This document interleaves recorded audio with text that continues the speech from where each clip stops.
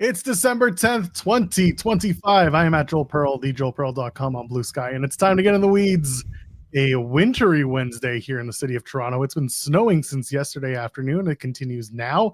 It's supposed to turn to rain. That'd be nice. Maybe get rid of some snow, but I think it's here to stay. The winter wonderland has arrived. Jeremy Lambert is here. He is ready for winter and all of its who knows what's. How you doing, pal? I'm well. I mean, it's been snowing already, so I guess I'm ready for winter. It always feels like winter in Ohio. You know what I mean? Like it's Ohio, so it's just like the dregs of everything. You may say that winter is coming. No. Oh, okay. They have winter coming in 2 different continents. AEW this week. Yeah, Quite that's impressive. true. Yeah. They're gonna bring winter to Atlanta. Huge winter city, Atlanta, Georgia. Let me tell you.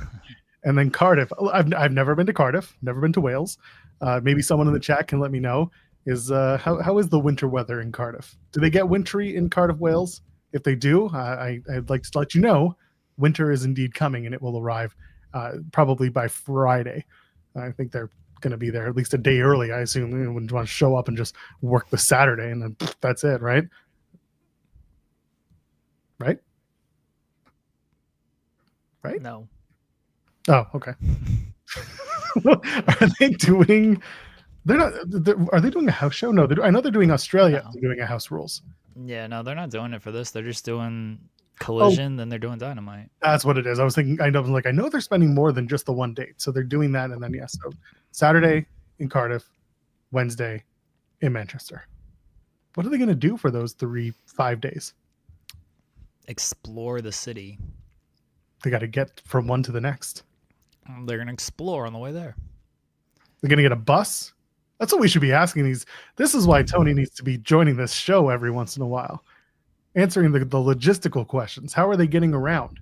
We know how Tony gets around. He just walking. He walks. He takes a helicopter. He's got a private helicopter on the roof of every venue that they work, and he just gets in and they take off, and everyone's just like, "So long, Tony. One day I'll ride with you." And he's like, "Hell no, you won't." And then he goes to the next venue. Oh, a bicycle. That'd be a good way to get around. I think everybody just walks. That's how the cardio is so good. That's true. The cardio is very good. That's all the legs look so good, you know? Everyone in AW has nice legs because all the walking that they do. It's true. Did you see the so I know masked man talk has been a big topic of conversation. The who was that masked man on Monday? And did you see the Scott D'Amore drop about 2018, 2019 Slammiversary? How he was the guy under the mask for the Rhino spot at Slammiversary. I thought that was hilarious. And shout out to our pal Basil, who talked about putting that spot together from a kayfabe standpoint. And they did a good job. I mean, they got people talking about who that could have been back then because Rhino was still under WWE contract, but towards the end of it. And it was a fun little who's under the mask, but it was like 7 years ago now. Maybe Bad Bunny's underneath the mask in WWE. He's under every mask. He can show up anywhere as long as he's wearing a mask, and people are like, "Can you wrestle?" And he's like, "See," and then you just let him go to work. He's actually going to be wearing a Jack Perry mask next week. Yeah, he's going to avenge all those losses. Imagine if AEW gets Bad Bunny and he defects. That'd be a pretty big get. Do you think AEW fans would be like, "Who is this?" And yes. And everybody be like, "That's former WWE 24/7 champion Bad Bunny. How do you not know who he is?" Maybe it's Mascara Dorada. Maybe Mascara Dorada is actually Bad Bunny.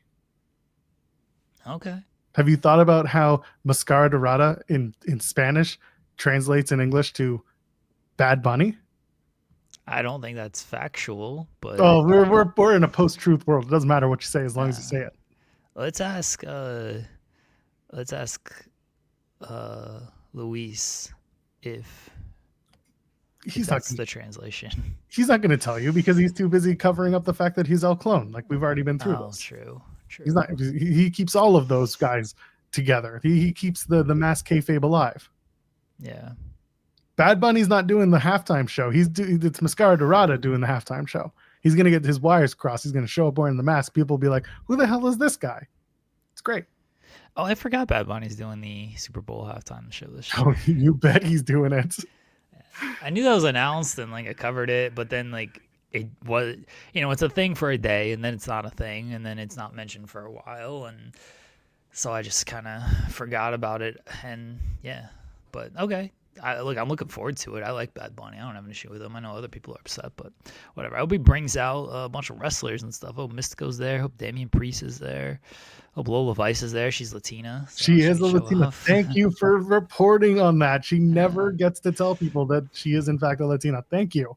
It's a big deal when she says that. People need to be on top of this. yeah. I would like to see, a bunch of wrestlers just show up, have a match in the middle of a ring while Bad Bunny's just doing his thing during the halftime show. They're like, it's friggin' cold here. Where are they this year? Are they in New Orleans? No, they were in New Orleans last year because Last year. people were upset that Oh, yeah. Lil Wayne wasn't. I think they're in California this year. Of course they are. California or Florida. You could, though, flip a coin and you got a good shot at it being one of those cities. Or It's the Bay. states. It's in the Bay. Yeah. Okay. The San Francisco Bay Area Yeah. of Levi Stadium. February 8th. Okay. So there you go. Everyone will be there, including all the wrestlers. I don't know if I'm sure plenty of wrestlers will be there, honestly. Bailey will be there with their 49ers gear on, whether the Niners are in the playoffs or not. That's true. Bailey probably will be there. Yeah, they always send all the wrestlers to Media Row. Like I'm sure Rollins will be there. The Bears got a shot at making the playoffs, and I don't know how far they're going to go, but if the Bears are somehow in there, then it's definitely going to be, Rollins is definitely going to be there. I'm trying to think who else has like ties. The Niners are good, so Bailey could be there representing. As you mentioned, she's going to represent regardless. Same with Roman. Roman's is a Niners fan, so he might show up there. I don't know if there's any like Bills fans. The Bengals aren't good. They're not going to make it. So that takes the Browns aren't going to make it. I'm not sure who else has like sports allegiance. I mean, all the sports allegiances for WWE. I'm sure if I like looked at the roster, I could name like, oh yeah, he likes this team, she likes this team, but I can't think of it off the top of my head. Gray's saying they'll be in Saudi the week before. So Braun Breaker, you just won the Royal Rumble. What are you going to do next? I'm going to San Francisco. So Braun Breaker. He's very he's constipated. That's not good. He sounds like he's constipated. That's not good. That's fine. It's better than having to do an RFK impression. Oh, okay. There are only so many worms one could put in their brain to make that work. Yeah, that's anyway, not good. That's fine. Don't worry about it. Don't ask questions. It's okay. Regardless, Braun sounds like he's always tight. He's just trying to pinch one out. He's gonna go 1, 2, 3 Super Bowl.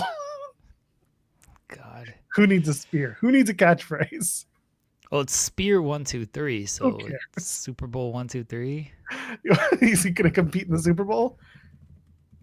He's gonna. He might get. Yeah, he might compete in the Super Bowl. He's like breaking the huddle. 1, 2, 3 Super Bowl. It's like that. Every wrestler who comes to the Super Bowl has like an honorary position. His is like the hype guy for one of the teams. Seth Rollins, if the Bears are in the Super Bowl, he's like the celebrity coach. Bailey's like Rollins would love to do that celebrity coaching thing. I'm sure he would. He'd be on the sidelines. He'd be happy as a pig and you know what. Yeah. Bailey would be like the equipment, not the equipment. The oh my God, what's the word? I don't know. I know. I'm trying to remember the word, but it's not the equipment hall. She'd do the water boy thing, but she'd go full Adam Sandler water boy. I feel like Bailey would be a good coach, honestly. Bailey seems like she knows ball. She seems like she knows what she's talking about. She used to play basketball in high school. She was in the NBA celebrity game this past year, right. And she was mad Jerry Rice didn't give her more playing time. So I feel like Bailey would be a good coach. Bailey's going to QB the team. Celebrity QB Bailey. I mean, they could probably use her if it's the Niners. Brock Purdy, he was undrafted, and Kyle Shanahan is the quarterback whisperer, so it seems like anybody who is quarterback under Kyle Shanahan does pretty well. So honestly, Bailey probably put up some numbers. Okay, I'm here for it. The real QB1 is Bailey. She can then go back to WWE and just be like, Cody Rhodes, you're not the champion. I am. I'm QB1. What did you do this past weekend? I was in the Super Bowl. Cody would be like, I was at home watching. I was with my lovely family. And Bailey's just like, shit, and just walks away. Bailey would have definite bragging rights if she was the actual quarterback in the Super Bowl. Cody just watching at home, won't get off his ass as usual. He's watching in his suit, a three-piece suit, while the rest of the family He just would. dressed down, hanging out. He would. That's what they're. I really hope. You know, how people go to the mall, they do the Christmas photos and all that this time of year. We No. don't, we're Jews. But the point is, the people who do, they're all wearing like the matching like plaid jammy outfits, and they do those Walmart photos and all that. I need to see the Rhodes family photo where everyone's dressed up in their finest Christmas, pajamas, and it's all plaid and doing that thing. And Cody's just wearing a three. That photo 100% exists. If it doesn't, it should. Yeah, that photo 100% exists. That's a BTE bit that should have been Holidays with the Rhodes, and it's him walking around in a three-piece suit. They should, if they had Total Divas in 2025 and Brandy was on the show, Cody would be in a three-piece suit walking around, getting into bed and out of bed in a three-piece suit. They would do it so many times. It'd be perfect.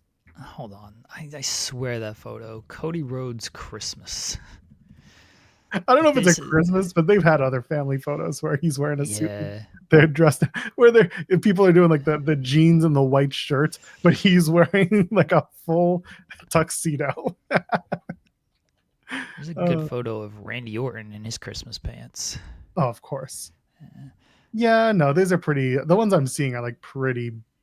Everyone's he's not wearing. I swear this photo. It has to exist somewhere. If it doesn't, Cody, I have an idea for you. Yeah, he definitely has this photo somewhere. They've taken this. Yeah, it'd be very funny, like him at Mania or something. Oh God, it'd be so funny. Remember when he could tour his bus at WrestleMania last year for like $20,000? Yeah, that shit cost a ton, right? I want to know what it's going to be this year. I want to tour the bus like as it catches on fire, though. That's awful. Drew McIntyre just being like, I want the full like Cody experience where, I get the fire catching bus. It was just the engine, wasn't it? I don't think so. I thought it was something different. No, was it something else? I don't remember. I mean, I heard the story a million times because he told it a million times, but I don't remember actually what it was. Yeah, he just said it. It was before Mania, right? Yeah. During Mania. Yeah. Yeah, it was Mania 40. Yeah, traveling Tulsa to Iowa. I wish I knew what it was. I was making popcorn. I lay down for 5 minutes, and all of a sudden my Jiffy Pop was just burning. We had to get out, and I grabbed my boots. But everyone was safe, so we can joke about it. I got a bottle of Wheatley and the popcorn, and I left the bus. It should be Steven Jensen. We need to get him on the Cody bus just one time. Listen, it's a hefty proposition. But if Jensen can win $10,000, let's say that the bus tour is $10,000. If Jensen can win $10,000 and we get him on the bus, I think that's the play.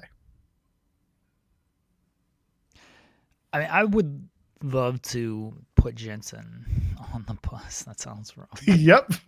Which bus are you talking about, Jeremy? Yeah, that sounds wrong. Oh, they announced WWE Unreal Season 2. Oh, let's go. Unreal Season 2 will release on Netflix on January 20th. Participants for the upcoming season include Seth Rollins, Becky Lynch, Cody Rhodes, Rhea Ripley, Pat McAfee, Jelly Roll, R-Truth, Io Sky, Naomi, Chelsea Green, Penta, and Lyra Valkyria. Pat McAfee? There you go. Yeah, what did McAfee do this year? I guess coming back he took time off for the portion of the year. Yeah, it's like, what do you... He left in June, so... What is he going to... I feel like he's not going to have a super big role. Because, they had ancillary players last year. Like, they Yes, just kind of that's a got name. a few lines. Like Punk kind of felt like that. Like Punk was sort of present, but not fully present. Like Seth and Becky definitely are gonna have like big roles because it seems like they're gonna cover the the work injury and everything.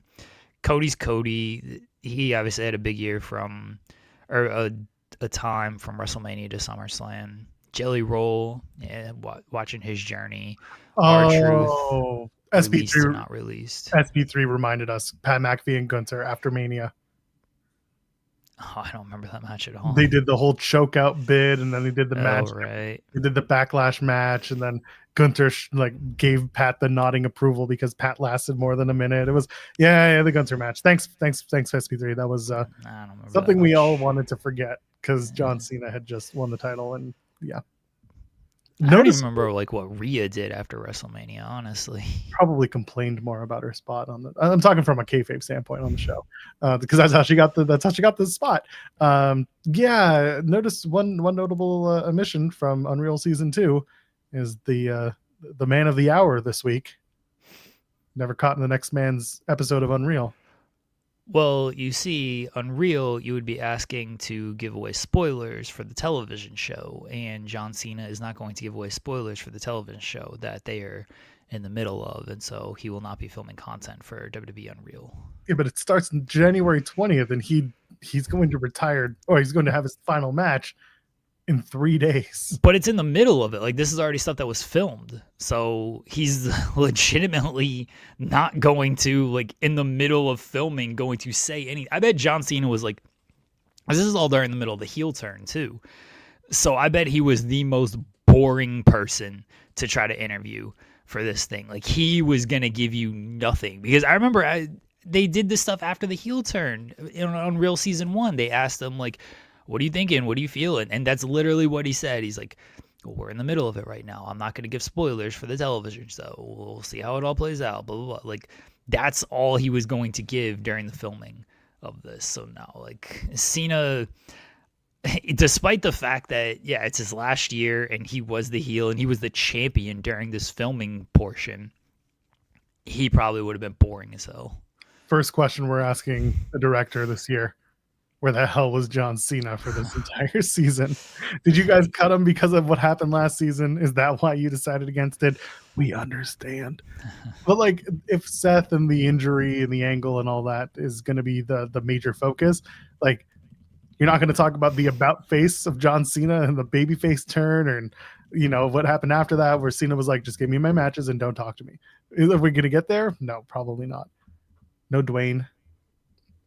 No, Jelly Roll is going to be fun. I mean, Jelly Roll will actually be interesting. They'll probably follow him, training for the SummerSlam match, and maybe Jelly Roll will be interesting. He's an entertaining guy. Like, he's at least someone that doesn't sound like an idiot when he talks, and he probably has a lot of respect for what he's doing at the time. That'll be fun.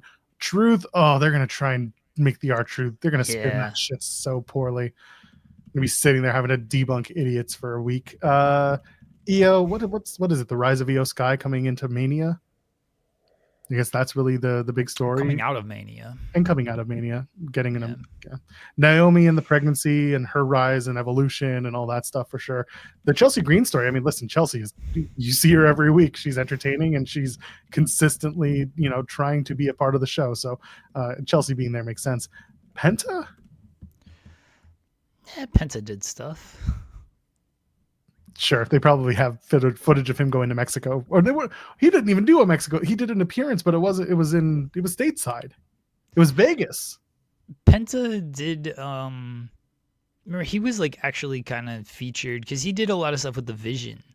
Like, he was feuding with all of them coming out of WrestleMania, and then they just like dropped that whole thing. Yeah, Think they'll mention his brother? Nah, he's not important. All right. Lyra, the rise of Lyra will be interesting. She's, the new girl who got over with Becky and having to work with Bayley and not being able to do Mania as a tag team and all that stuff. I think Lyra would be an interesting one because they're putting a lot of stock in Lyra Valkyria, which I've been saying for a long time that she's fantastic and she's found her position on the card, and she's being built as well. So I'm interested in I'm interested in everyone here. There will be notable omissions, and we're going to be just kind of scratching our heads about other things. People will have a role. We'll see people. Just get ready for a lot of Triple H, and this is what we do. Every episode. Welcome to Unreal. It's what we do. I'm not looking forward to that.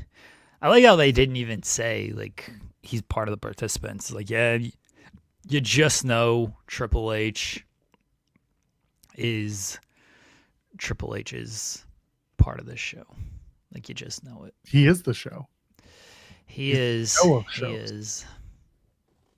I hope they don't even touch Hogan's death. I hope they completely just leave it alone, Grace. Don't even put it When did Hogan die? July? Oh yeah, it was July. Nah, they'll touch on it, I imagine. They'll show some like behind the scenes stuff from that show. I wonder how many episodes they're gonna do. What did they do last time? 6? It was 6 last time, right? It's 6 or 7. You got it. I'm glad. Pretty sure it's 6. Was it only 5? Really? Hold on. Oh, okay. Hold on. I'm just looking at what came up. Yeah, they only did 5. They went from Rumble to Mania. Sorry, the Raw premiere to Mania. So they've got a lot to get through. They're not going to start it from after Mania. They're going to start it from, I think they'll start it from pretty close to after Mania because they were filming right after Mania. I think they'll do Mania to SummerSlam. That's about the same time frame as, that's 4 months. That's what Netflix premiere to Mania was. That was 4 months. So all right. Well, looking forward to whatever that's going to look like. I like the I like the first season.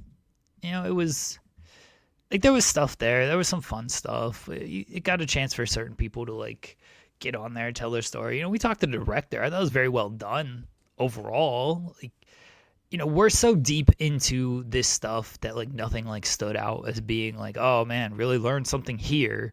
So there certainly wasn't that. And I imagine it's going to be the same thing here, but I like behind the scenes stuff. I like hearing these stories from the wrestlers and like getting a glimpse of the backstage stuff. So like I like the first season of the show. I'll probably like this season as well. The fact that it's going to focus on like Seth and his fake injury and all of that, like I am a little curious of how that all like comes together and plays out, and like when the idea was bantied about and what the actual thought process was, because it honestly seemed kind of stupid on paper and the execution wasn't great. But like I like this stuff. I like documentaries and I like behind the scenes looks at these things. So I'm not like, oh, can't wait to watch it. I'm gonna immediately watch it when it premieres because I gotta work during it. Like it's all work for me at the end of the day.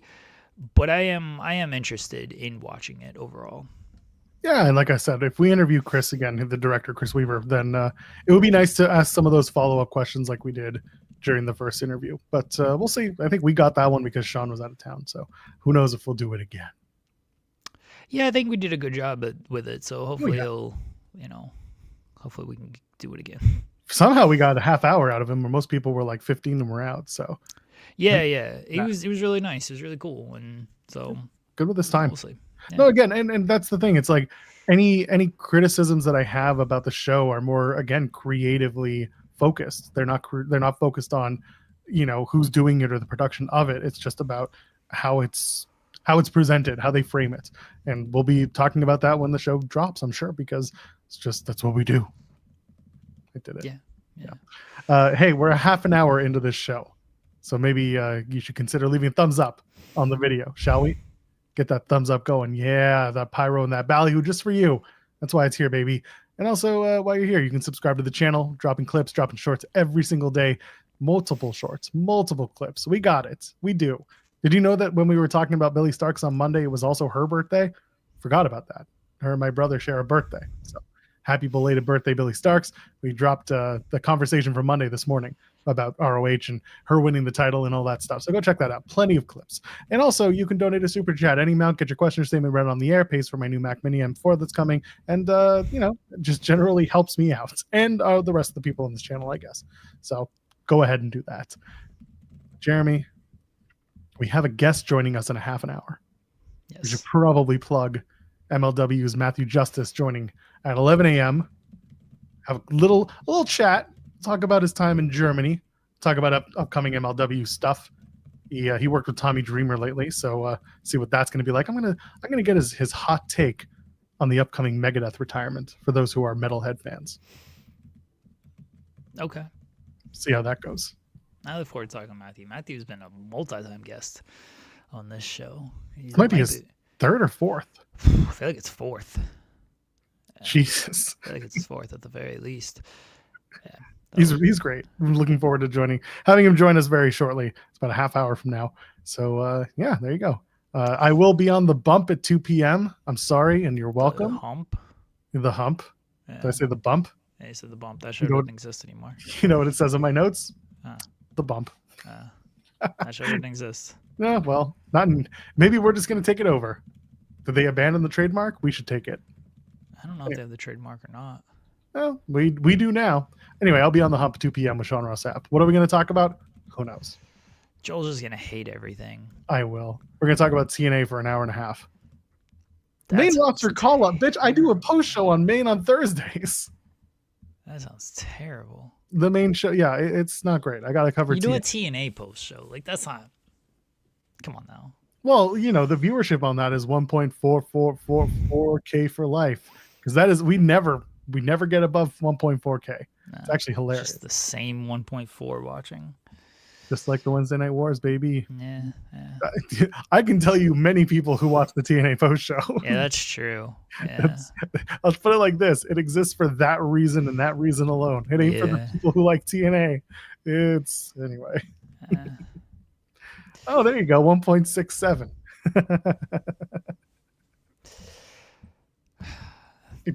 There it is. Let's go. Thea Hale is the NXT Women's North American Champion.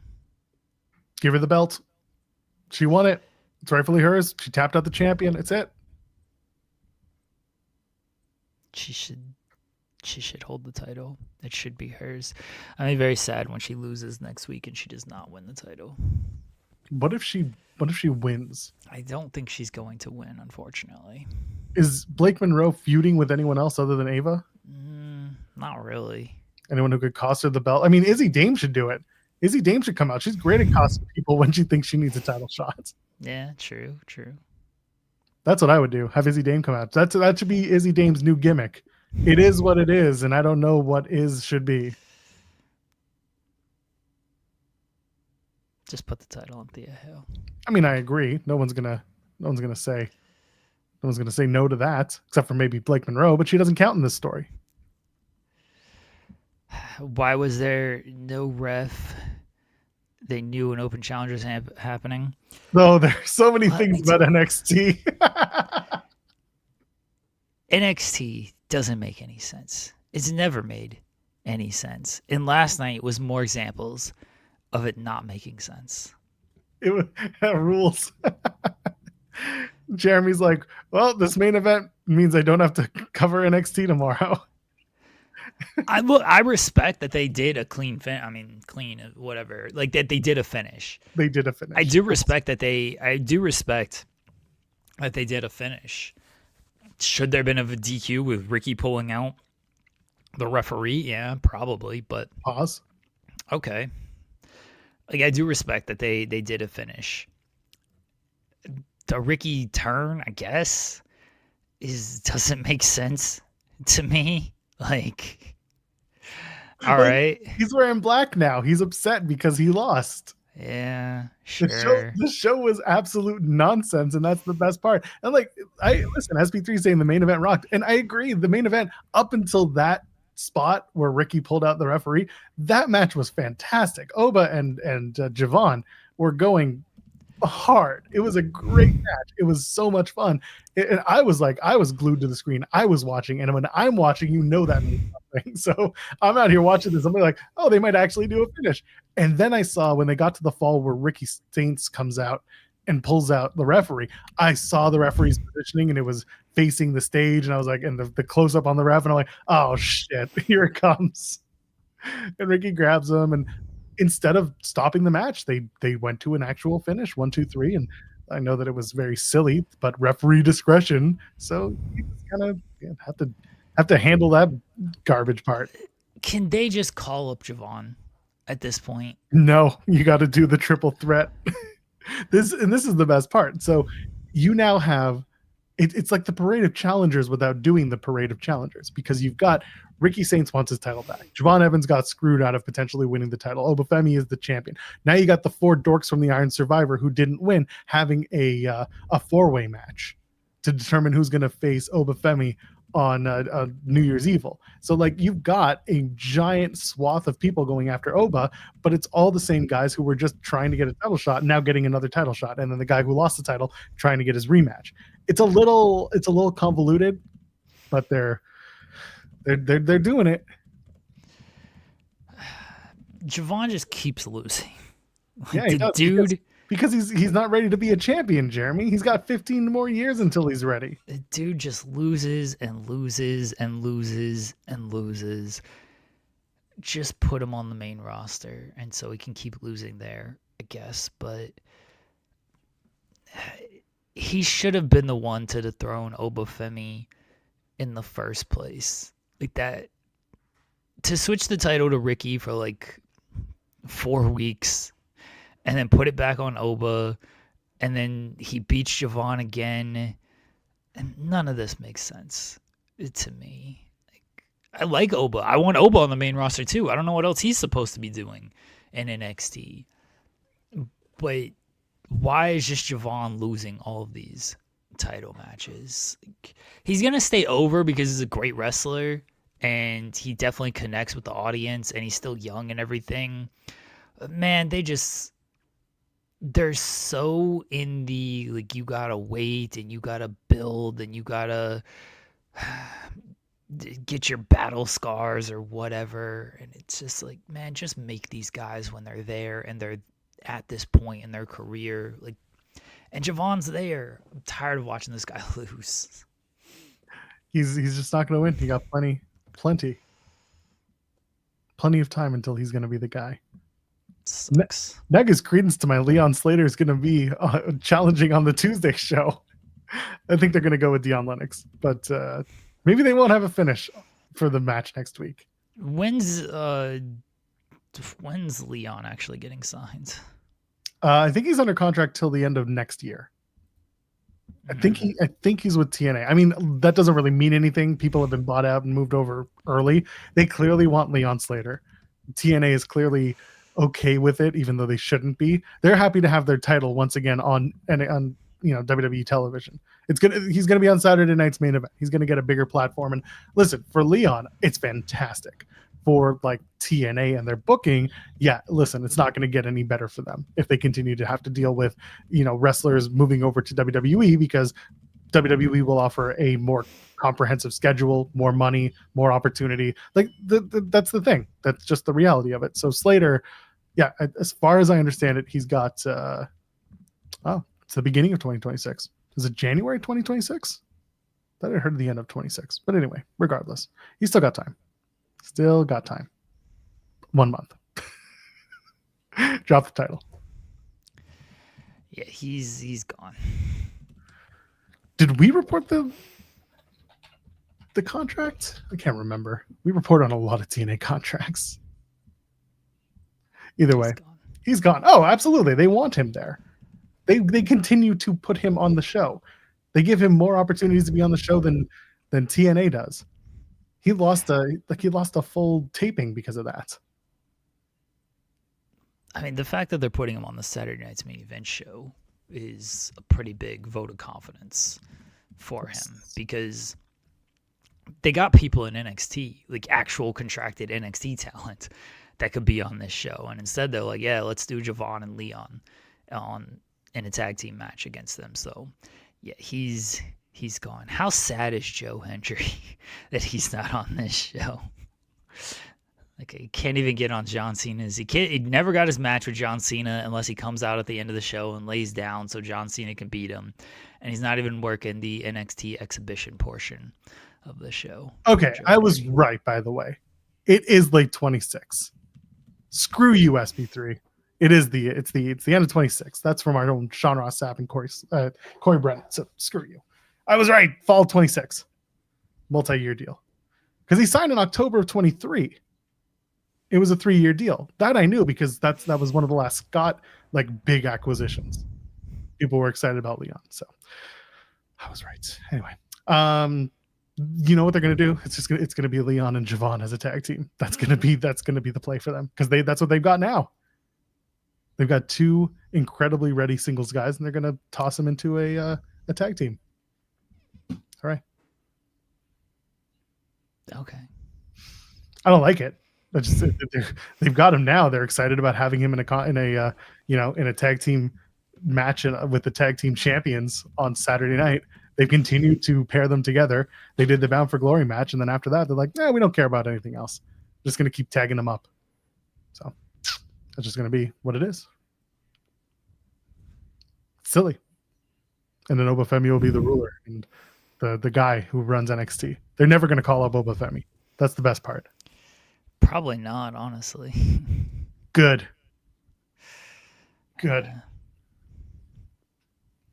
We'll see. Leon's already with WWE for all intents and purposes. Yeah, they want them, they'll pay him up. Why is SB3 saying it was just reported by who? Who just reported this? Yeah, we had it at the beginning of November that he's through 2026. Yeah. And again, he signed at the end of October in 26. So it stands to reason on a 3-year deal at 2026, October. Unless he gets bought out. Again, that's not something that's out of the realm of possibility. They did it with Jordan. Actually, they didn't do it with Jordan. They just heavily implied that they were going to. They did it with Joe. That's really what they did. So if they want them, they'll talk about it.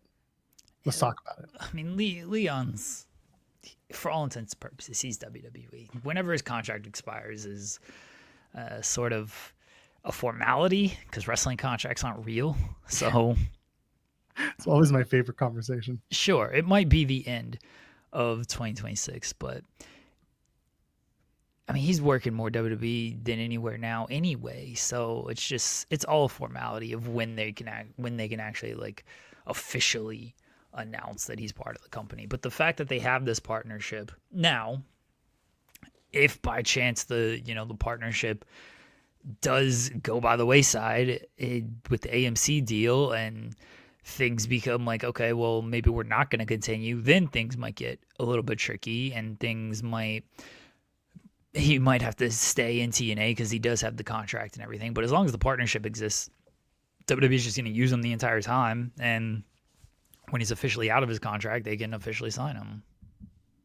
Yeah, and they will the moment that they can. I'm reading on .com, which is such a neverbelieve.com, but apparently they're making reference to that tag match being for the world tag titles.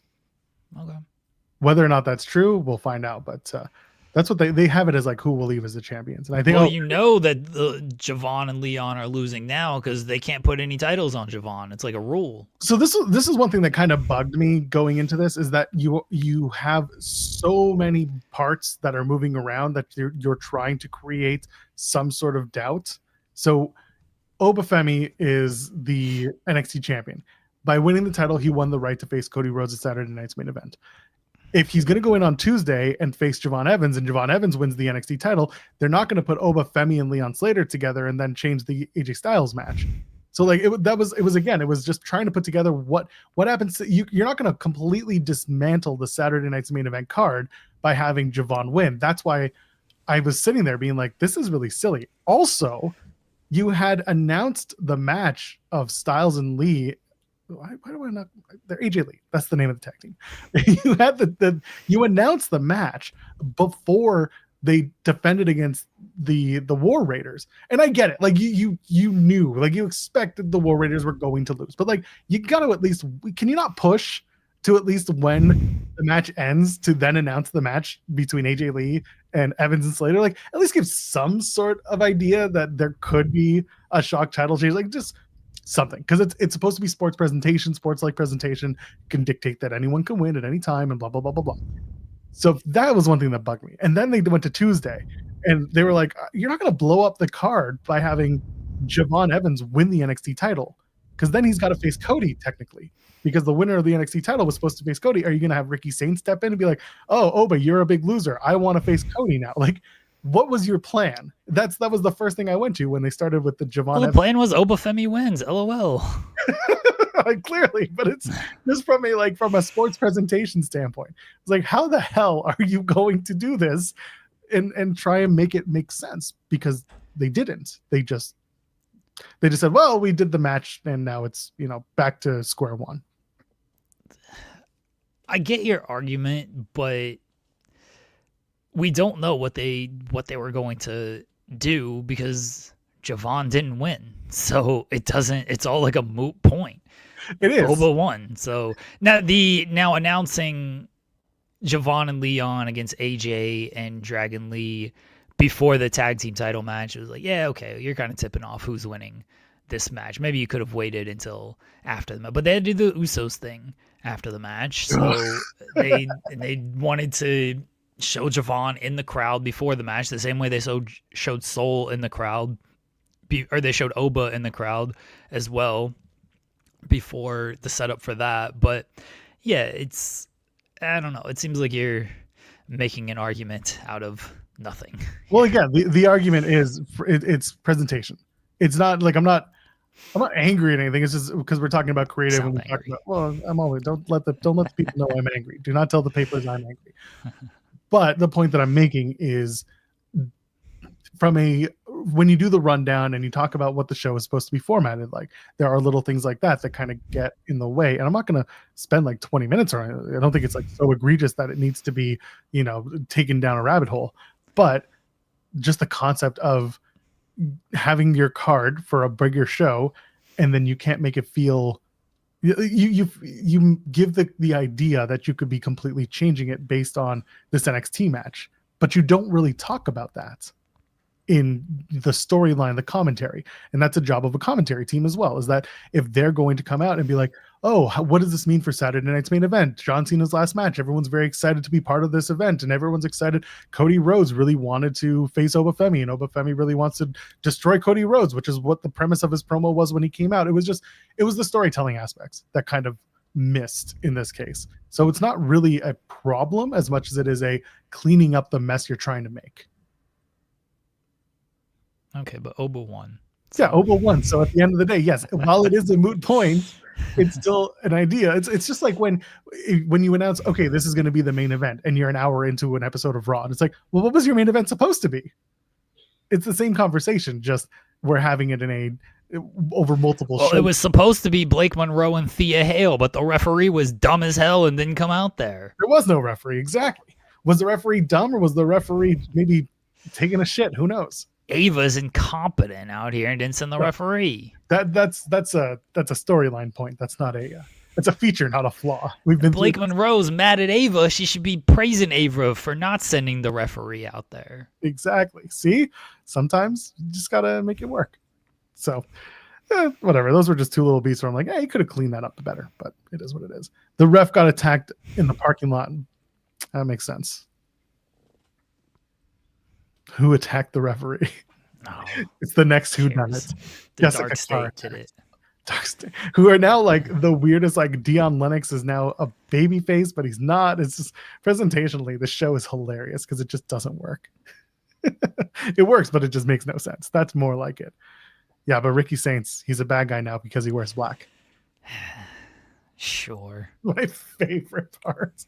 Just he's out here wearing a white beater, coming out doing the opening segment and everything, and then eventually he comes out and he pulls the referee out and he's wearing all black. Why does he need to be a heel. No, you know why. You know Because why. everyone's gotta be a baby face and a heel. I know. Everyone's got to hit both sides. And also, to be fair, Ricky, the support was almost starting to wane. The love for Ricky from a babyface perspective was not as strong. And so they, I guess, saw that and said, well, let's just make him a heel now and get it. Because everyone's, listen, you put Javon Evans up there, you put Leon Slater up there, you put Joe Hendry up there. I mean, Joe also is waning, but that's a whole other conversation. You put some of these top baby faces up there against Ricky Saints. He's not your lead baby face. He can be a much better heel. He's more cutting. And I think that for that, it's like you bring him in hot because he was a big, a big prospect, and it was a very snap, excited decision because they announced that he was released from AEW and he showed up in NXT like the next day, and that was a big deal. So for them to turn him heel now, I thought it makes sense. I thought it was good, and I'll give credit to SP3. He said that they've been mapping it out pretty well for the last few weeks, and that's true. They were. He was starting to have his doubts about himself, and then he lost the title, and that should be his breaking point. So is he good enough? Now he has to break bad to do it. I don't mind Ricky as a heel. He's a very good heel. It's just like, why is he helping Oba? Why wouldn't he want Javon to win? Javon an easier person to beat, theoretically? Oh, the Izzy Dame theory. You lost to Oba. I know he also beat Oba, so maybe it's just... It didn't feel like an earned heel turn. I know they've been kind of setting it up, but it like the way they did it just felt like helping Oba was just weird to me. Because Oba's a heel. I don't know. But he's beat Oba before. Yeah. But he also lost to Oba.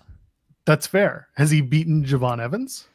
He doesn't face Javon. Well, there you go. He doesn't need to because he's scared of the young OG. Right? Yeah, I guess. I don't know.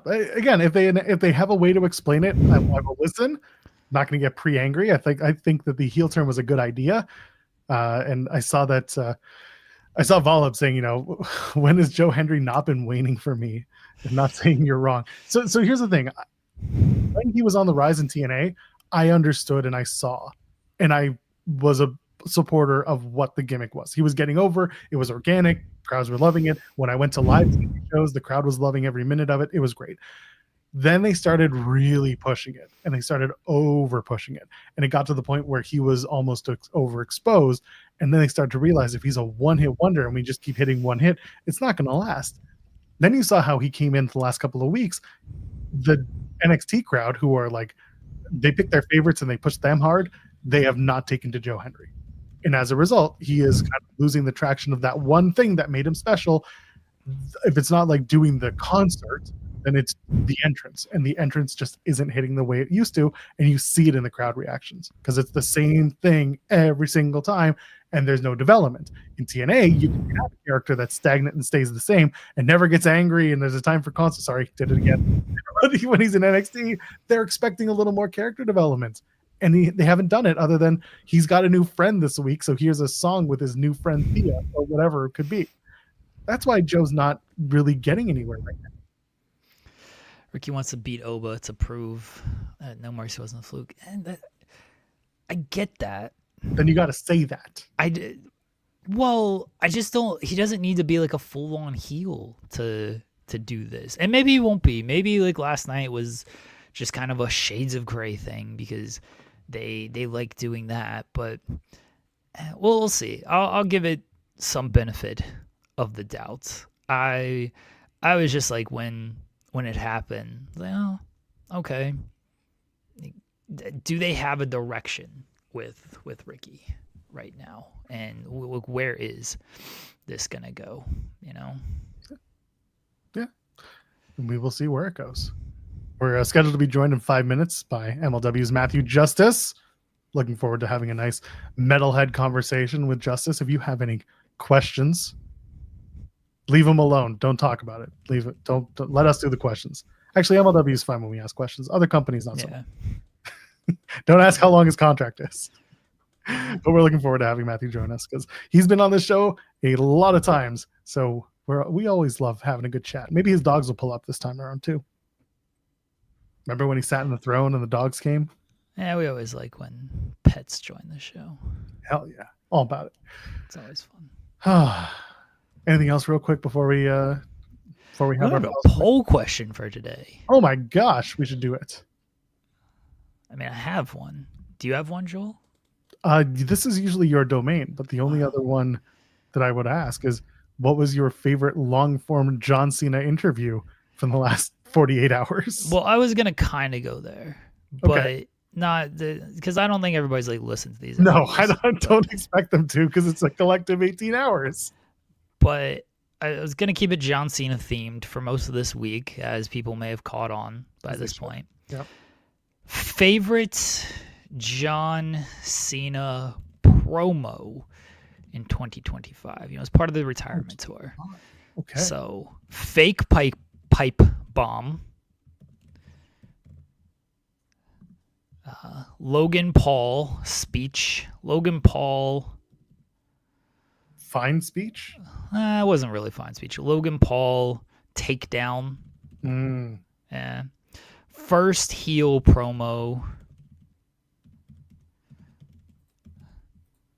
Or Triple H introduction. You always got to include the game. He hates to get on camera, but he'll love the rub. The face turn was actually probably the the face turn. All right, we'll actually go serious and we'll put a face turn promo. That promo was fine, which I know is like the joke here. It was fine because he just kind of about faced and that was it. And he was like, it sucked, and here we are. And then when I like how people talked about hold on. I like how people use the clip from the interview. I think it was Van Vliet again. He's done a lot of interviews. But the interview with Van Vliet, and it was, we did it for shock. It's like, yeah, he said that in the promo that they did it for shock. They did it. They said it in Unreal. They did it for shock. They had no plan off of this. Of course, they had no plan off of this. Come on now. The plan was for John Cena to turn heel for the first time and then move on. That was it. There was absolutely no plan at all. Yeah, just obnoxious. But that's just the way it goes. You go ahead and you make a plan, you turn heel, and you move on, right? No plans after that. No, nobody has any plans. That's fine. I mean, I feel like maybe our guest has plans, but maybe we should bring him on if he's ready. He gave us a thumbs up, so he's been here so many times. He just knows he knows how it works. Yeah. Is this the third one? I swear it's the fourth. Could have sworn it was the fourth. Regardless, very happy to welcome back to the show for another round from MLW, the one and only Matthew Justice. Good morning. My brothers. I was thinking it was number 3. Is it really number 4? There's a fourth one? We don't know. So. That's awesome either way. I feel like we did one with you, and then we did another, and then 2 weeks later did another, and now we have you back. But I could be wrong. I remember I was last on with the Hammerstone Texas Death. That was in September. Okay, yeah, that was the last one. That was most recent. But good to see you guys, man. Yeah, Thank you for always having me on the show. I love it. Hell yeah. We appreciate it. I have to ask, have you heard Creep by Smashing Pumpkins? Have you heard Zero by Smashing Pumpkins? I've only listened to Creep by them. I don't know what else they do. Apparently one of the band members runs a wrestling promotion, but I've never heard about this. So well, I wrestled for Major League Wrestling, man. That's what I'm saying. I don't know any other wrestling promotions. So. How are you? How you been doing? And do you have anything to announce joining us today? Well, I'm just going to jump right to it, man. I'm declaring war on everyone in Major League Wrestling, and I'm joining Battle Ride 8. I'm entering the Battle Ride officially. So, hell yeah. I think there's a lot of new faces that have come into MLW recently, and their penance is due. It's time for them to pay the price, and they can all buy the ticket and take the ride. But I'm gonna buy the ticket and take the riot this year. Oh shit, I like that one. January 29th is the MLW Battle Riot, the 8th edition, as Matthew just said. It's in Florida. Kissimmee. Go check that out. You can get your tickets at MLW.com. The show is again, if you've never seen the Battle Riot, 40 men over the top rope and women too. And you Yeah, can chaos reigns in the yeah. battle riot, in a match like battle riot. That's for sure. So you're going to be part of this. You are a Chaos King. Like, what is your like? Not don't give away too much, but like, what do you do to get ready for something like this? I mean, I do what I do every week, week in and week out. I beat Matthew Justice. Fine with me. Keep the pedal to the metal. There's no letting up. Violence is the answer in the battle riot. It's not the answer in life, but it is the answer in wrestling and battle riot.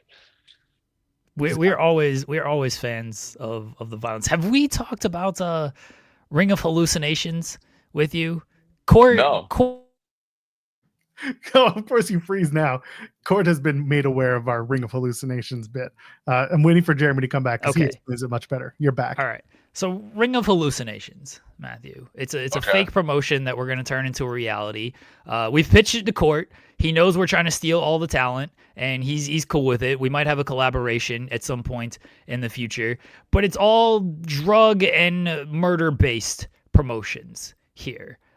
So we want to know if we can get you in there, and I think so. I have an idea. Here's my idea for a potential match. Since you live the rock star lifestyle, I think we need to do like a hotel room style match where we just smash up the hotel room, maybe throw somebody off of a balcony, something like that. These So are all things that have happened. Yeah. yeah. This is like the Stone Cold Steve Austin Booker T supermarket fight, but I mean in the Marriott branded hotel chain.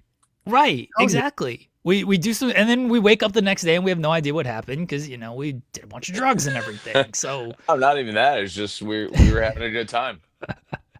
are you in on this? We've already got who do we have? We have Gallows. He's part of this. Bishop Dyer's part of it. Donovan Dijak's part of it. We got a bunch of talent signed. I think much like my time in MLW, and I would also reign in the Reign of Hallucinations as well.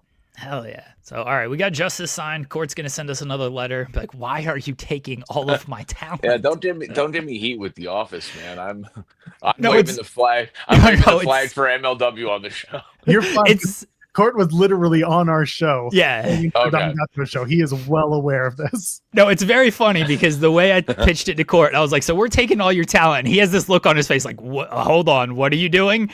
And then I explained to him it's a fake promotion and these are just a bunch of ideas we have. He's like, oh, you know what? I actually love all of this. Let's do it. Don't call it a fake promotion. Call it an E-Fed or something. That's cool, nostalgic.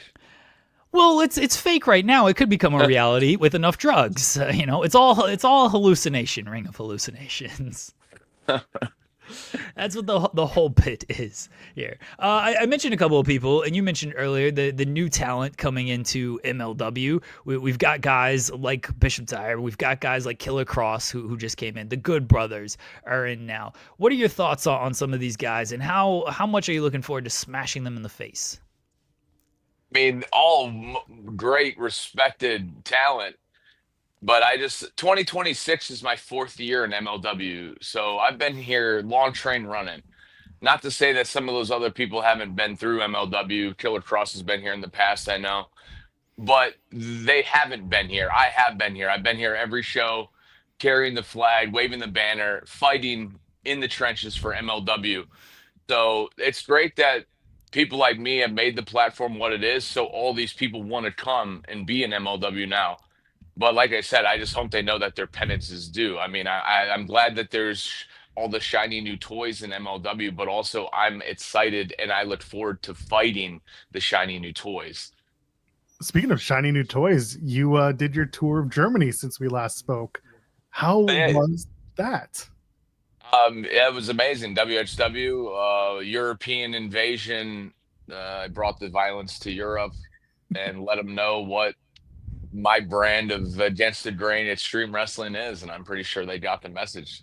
Yeah, coming out of that, did they talk about bringing you back? Is it something you would want to do? Is go back to WXW and over to Europe? What was how Oh do you, yeah, WSW was amazing. I would love to go back to WSW anytime. I mean, I obviously want to conquer everywhere in the world. I've been to Japan, Mexico, I've been to Europe now, United States, North America, everywhere else. I mean, did you have you had a fans bring the weapons match, didn't you, while you were there?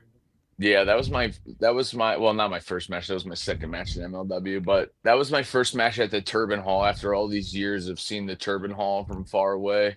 My first match was a main event fans bring the weapons match in Oberhausen, Germany at the Turbine Hall. So So you've now seen it from the American side, what the fans will bring as a weapon. mhm. Europeans, what's different? they What are they man, bringing? they had a lot of interesting weapons. They had a helicopter blade. Oh I don't know. shit! Yeah, yeah. Hold on. Where do you even get a helicopter blade at number one? Like How do you get that shit in an there's an arena? important military helicopter out there missing like a vital crucial component that we used in a match. And a pinata filled with I think the pinata was filled with poppers or thumbtacks or something like that. So not only did the pinata you got hit with the pinata, but then all the stuff that fell out of it was also eventually used. So yeah, they had quite a bit. They had some other like ironing boards are a lot stiffer in Europe than they are in America. They make them a lot flimsy here. Okay, a helicopter blade. Now, if Yeah, now yeah. that we know, like you can bring something like that, assuming you can like sneak that to security in the states here, Yeah, like I mean, what? I'm not saying challenge TSA or anything, but It doesn't feel like anything's off limits now if you can bring a uh, helicopter blade as yeah. a fans Well, I bring the would, weapons. yeah. Who knows where they got that one from? But that was real. I did get hit in the head with a helicopter blade, and Oh, yeah. it doesn't feel like there's a safe way to do that. I guess if you go straight No. down with it, but No, oh, ask Vic Morrow. There is no safe way to get hit with a, and I say that respectfully. I'm just saying, if you know about Vic Morrow, the actor, he gets head chopped off filming a movie yeah. on that Twilight Zone. So I mean, yeah. Is there a weapon? As some fan brought a Boeing plane engine. Damn. You'd honestly be surprised a lot of times fans bring the weapons matches how many weapons that have to be sorted out of the pile that the fans Oh, bring. And Yeah. I'm not talking just in Europe. This is everywhere because these people are sick. They really think that some of these weapons that we're going to use. I mean, I'm not like not to like make this sound soft because clearly we're all maniacs, but like if you'd see sometimes some of the things that people choose to bring as weapons, you'd be like, I need to know. I need to know like what doesn't get used. Then like, you go backstage and you see like, okay, yeah, apparently we can't use that. you'll have to ask a future guest, someone that's more like I mean, I've obviously been in plenty of crazy matches, but I know that there's a lot of random oddball things that get taken out. Like definitely don't put that out there. How this guy get a mace in here? Get rid of him. Yeah, seriously, like one of those balls with the spikes. Yeah. Yeah. Yeah. Again, like the funniest and the best weapon I've ever seen brought to a bring your own, weapons match is the mini hockey sticks with I'm just waiting for someone to bring a gun, man. so I was at a show a few weeks ago and that was a joke that they made at the show. But uh, somebody bringing one and it was or like, a bazooka. I've already seen a helicopter, but there's a Black Hawk blade, oh my gosh, amazing. Anyway, But these are all. I mean, hey, and that's the thing. MLW Battle Riot. You literally there's nothing off limits. It's called the Battle Riot. It's like the Purge, the movie, but in real life. So you don't know what you're gonna see if the venue doesn't. What's it, the Osceola Heritage Park Event Center? If that place doesn't have every single thing strap down, batten, whatever, like batten down the hatches, like they say in a ship. Well, they better do that because I'm in the battle riot. There's going to be what 37 other people in the battle riot or 27, whatever it is this year, 30, 40 people. They should make it 50 because I want 49 other people to beat up. the But greatest battle riots. yeah, yeah. I Oh, mean, you well, should. yes. What you that looked like you had something a good thing I should what? Yeah, you had something, Jeremy. Oh, and then he froze again, of course. Oh, okay. That's Oh, how that's how devious what he was gonna say was gonna be. that's right. Yeah. So I was gonna say like you should come out with the helicopter blade and or two of them actually in the battle riot and just start spinning. Everybody else is gone off of that. They ain't fucking with that. That you'll win easily. I don't even need the helicopter blade. I'll just be the blade. I'll be the one out there spinning. Fair, very fair. You were in AIW recently. I know you're in AIW a fair amount of times, but working against Tommy Dreamer and then teaming with Tommy Dreamer Yes. because it did lead to a tag team match. What was that like? Fighting Tommy and then partnering with Tommy. It's one of those things in the moment, I'm just out there living it. But then after the fact, I felt myself really like looking at the photos, like, wow, I really wrestled Tommy Dreamer. Because for all these years, I've wrestled just about everyone from ECW that's still active or has been active during my years. And Dreamer's one of the last guys, honestly, that I haven't wrestled or, been in the ring with like that.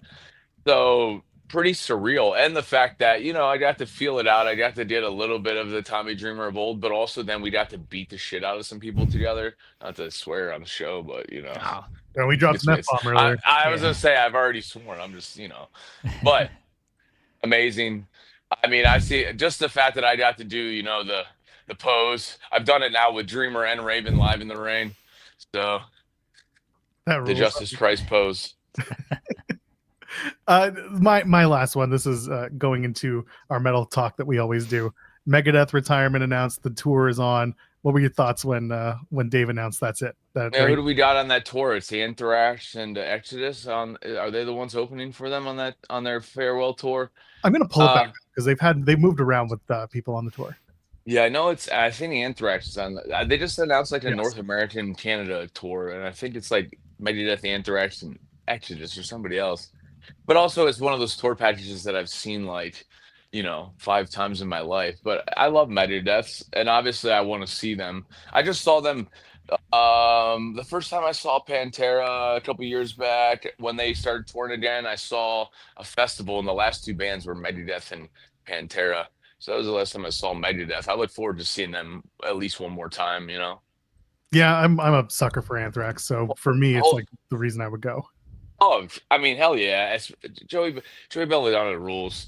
Indians, He's fucking. I mean, wild. actually, John Bush rules too. John Bush Anthrax is good as well. I love Armored Saint, but oh Who's yeah. who was the guy who came into Anthrax for about a cup of coffee and then left because he was crazy before the between the albums in 11 Uh, before bringing uh, Joey back. I don't. I know who you're talking about, Yeah, but I yeah, I yeah. don't know his name. I wouldn't know his name, man. He crashed out, but anyway, I it don't. was, I don't. I don't. I don't rep Megadeth that hard. I mean, obviously, I love thrash, but I mean, I'm a Metallica. No offense to Dave Mustaine, but wow. Dave's gonna show up on this show and go after you now. I hope you're excited.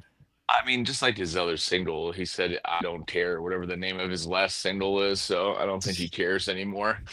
Oh, Dan Nelson was the singer from Uh, Anthrax for a cup I of was coffee. thinking, I was thinking of Rob Dukes, but he was the singer for like one album in Exodus in Yeah, the yeah, two yeah. thousands, or maybe he actually might be back now, but he was around for a minute and now he's back. But same.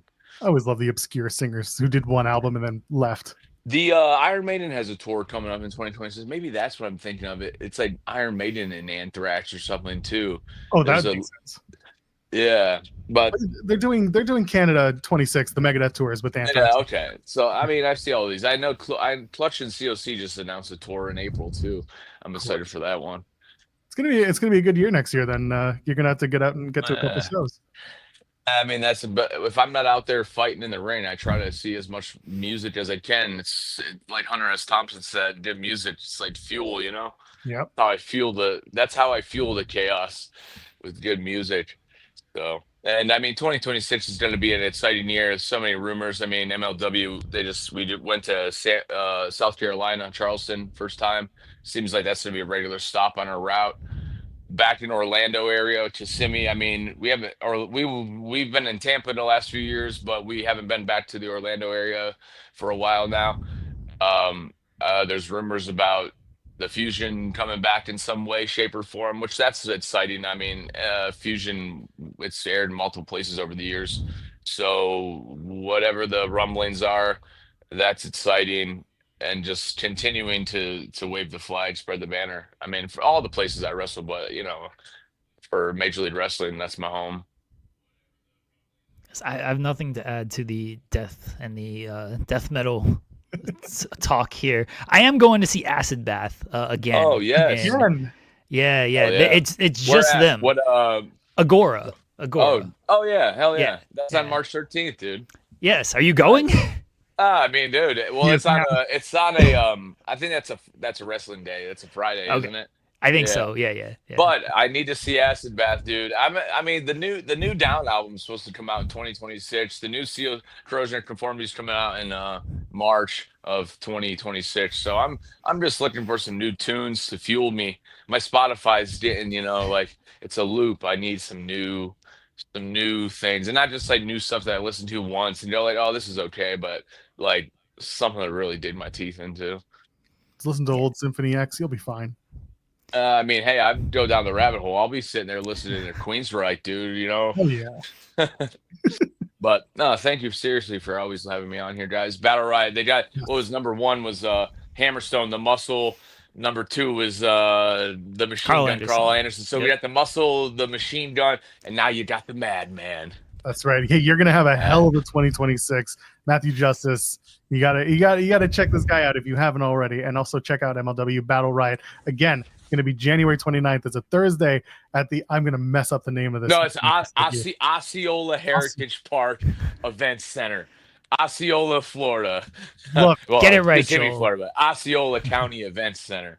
Osceola. I can remember that now. Whatever. Osceola Heritage Park Event Center. I practice this online just to make sure I got it right. I used to live in Florida, so I know how to say the name. Oh, perfect. So Back in the day. get your tickets at MLWlive.com. It's $10. They start on Ticketmaster.com. So if you're looking for something to do and you're in Florida, or you're going to watch it on Absolutely. YouTube on MLW's YouTube channel, go check it out. Matthew, before we get you out of here, go ahead and plug your stuff. ThrashJustice.com, at ThrashJustice on X and Instagram. LiferUSA.com for sick new lifer gear for all the lifers out there. I'll see you guys for the five-time whenever I'm on next. So thank you very much, guys. We appreciate you, Matthew. We touched on the Stone Cold and Booker T. I'm going to be destroying some hotel rooms. So That's right. thank you, guys. Thank you, Matthew. We'll see you next round. Thank you, Matthew Justice. We appreciate it. The one and only Matthew Justice, MLW Battle Riot coming up on the 29th of January. Looking forward to it. Appreciate him. Appreciate MLW. This is going to be a fun excursion going into 26. I feel like I'm gonna see. I guess it's a Friday night, so I won't. But maybe he'll, take off from wrestling and he'll go see Acid Bath. We'll just run into him there. Be very funny if you did. Yeah. My wife and I will just like bum. Hey, Matthew, hey. Like, do I know you? Yeah, but I'm like, he'll be in like the pit and everything though. I ain't touching that stuff. That's perfect. That's what I need. Yeah. Oh my goodness. Hold on, just looking at this. Okay. Yes, all good. Just had to follow up with someone's question about something. It's okay. It's people asking about this. So apparently the TNA debut on AMC, the tickets are like $60. They start, which is feel how you will about that. And then $60. That's not terrible. I don't think TNA. It's not normally that expensive. It's normally half of that. It's Oh, usually about $20-$30. Like, and again, we're talking to MLW, who it's $10 for a ticket to get in. Even the NWA, I get it. We make the joke, but they're $15. Like, I guess I'm so jaded of what the WWE prices are. I'm like, 60 doesn't sound that bad. well, that's the thing, right? When you do compare it to WWE, everything sounds better. Even AEW, you're looking at tickets that start at like $30. So anyway, regardless. Okay, if they're double what AEW is charging, then those prices suck. That's it. Matthew Hooks is saying he lives in Dallas. He's seen zero PR for the TNA show. I think you will start seeing it at the beginning of the year, not now, because people are so fixated on holidays. If TNA is smart, they'll start taking up yeah, I know what you're thinking. If TNA is smart, that's the caveat. They will start saying it's a perfect holiday gift, it's a stocking stuffer, you should be getting it for your friends and family, blah blah blah. They should be hitting that. And if they're not, then what are we doing here? I'm hoping for TNA's sake that know what else is a perfect holiday gift, Joel? Oh, what is it? Are you gonna do it or am I? I was setting you up to do it. That's fine. We can get there. Now that it's been hit, I'm not going to do it. Anyway, they should be putting the money in to do it. But no, the reason why I had to follow up is because someone was like, oh, but the tickets to the Royal Rumble in Saudi start at like, $7. And I'm like, that's because the show is paid for. The show is like very paid for. And we talk about it on In the Weeds all the time that like VIP is something like $180 and it just doesn't matter because the shows are all bought and paid for. They just need to fill the room, and the cost of living in Saudi Arabia is very good. So anyway, the point is it's cheaper, and that's the way it goes. So anyway, we'll do the thing afterwards. Okay. We got other things to worry about. John Cena's out here being a media machine. He's talking to all these people, and I don't think John Cena has said anything of relevance or not relevance of anything of pertinence outside of what I've signed a 5-year WWE ambassador contract, which is good for him. Not shocking at all. He's a busy guy, that John Cena, and he'll always speak highly of the company that made him. But other than that, he's out there, and you know what he's promoting more than anything, Jeremy? The John Cena brand. Yeah, good. He should. That's what he does. I see people saying he's too PR trained. He hasn't said anything. He hasn't. He's there. He's got his. Okay, here you go, old ITW heads. Gene Snitsky was on our show live from his store. Sometime last year or 2 years ago, whenever it was. Like 2 years ago at this point. You can find it in the archives. On that particular interview, he pulls out, and I kid you not, the talking sheets for the show he was promoting for MLW. Hilarious for us and everyone watching in the chat. But it was very like, okay, this is what I have to say. Even Matthew Justice was there, and he did a great job. He did the thing. He brought things back to MLW, and he was promoting the show. You could tell he said it. I've been practicing the name of the events. It's part of wrestling. It is part of entertainment. You PR the company, whatever you're there for the appearance. John Cena is so PR trained and so inauthentic for a guy who says I'm authentic that it almost gets a little frustrating at times. Why is he inauthentic though? The person who says I'm authentic is never the most authentic person, and you know this. If someone says I keep it real, if someone says I keep it real, no, they don't. They're just an asshole. Like they're using it as a mask. And what John Cena does most of the time is he's very much I make the joke all the time. All of his tweets are just like headlines from Reddit's I'm 14 and this is deep. That's John Cena when he's trying to give life advice. He's not actually giving advice. He's just spewing words. And the words just happen to come together in a profound way because of the delivery. That's John Cena. And it works because you know what? There are a bunch of 14-year-olds who are lonely out there being like, you're right, John Cena. I should seize the moment of the day of when the moon is in retrograde of Mercury. You're right. That's what John Cena is like. And people are saying, he's like a robot. He is. He's programmed to be, why did I pronounce it that way? He's programmed to be specifically that way, and he doesn't change. And I get it, because John Cena has always been, for 20 plus years now, almost 30, 20 plus years now, he's been promoting John Cena. Not necessarily WWE, but it's always been what John Cena is to WWE.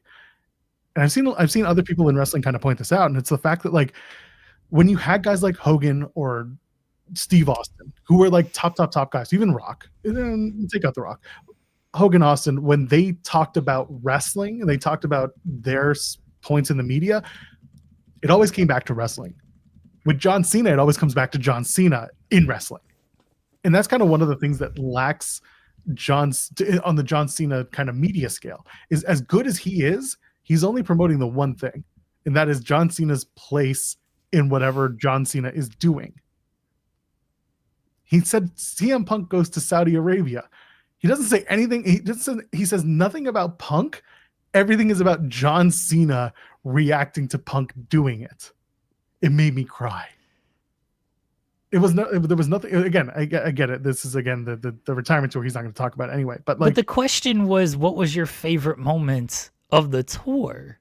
And that was it. It's how he cried about CM Punk. So that's how he explained it. I mean, he talked about it was about genuine forgiveness and two worlds being bridged together and all this stuff. No, it wasn't. None of it was true. None of this is accurate. None of this is what it is. And you've got John Cena being there, being like Mr. Company guy, being like, "Oh, he bridged the gap. Everyone's better." John Cena, who didn't go after the murder of Jamal Khashoggi, he stepped away from the Saudi shows.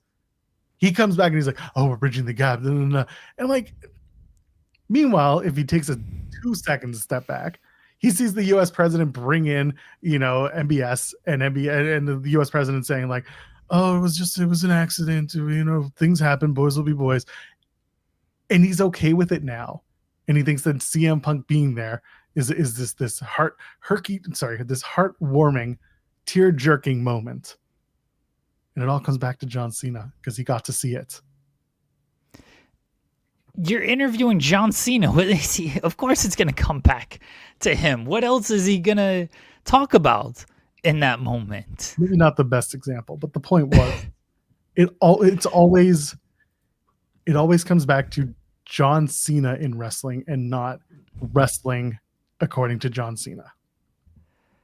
Do you know what I'm saying now? No, because they're asking the questions. It's always about John Cena's place in wrestling. It's never about John Cena in the wrestling world.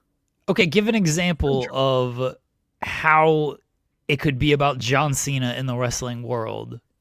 He wants to give back, and he talks about the Intercontinental Championship, the story of that.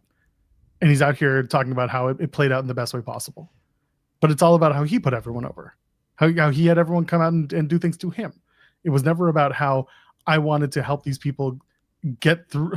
How can I'm trying to put this together because I'm on the spot. Well, not on the spot because I'm being asked the question. I'm not a debater, not a master debater. Cena, how can I explain this best?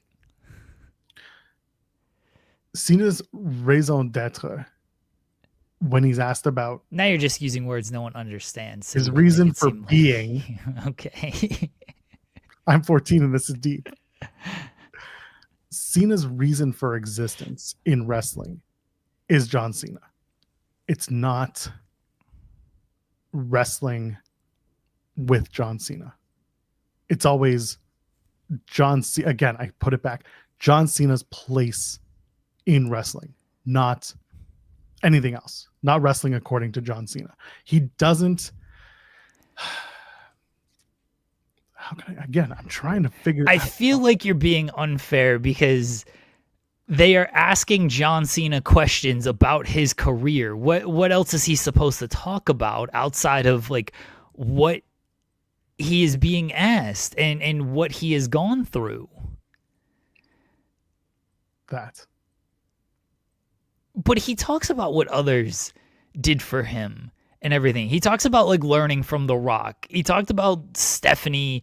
He's told that story a million times. Yes. So he's just talking about his career. Like, I feel like people are just being hard on because you want to make something out of he doesn't give a great and potentially truthful answer, which I don't disagree with. I listen to all of these John Cena interviews, and sometimes I listen to them multiple times because I went back and had to get stuff. So I know his answers with these things. I get it.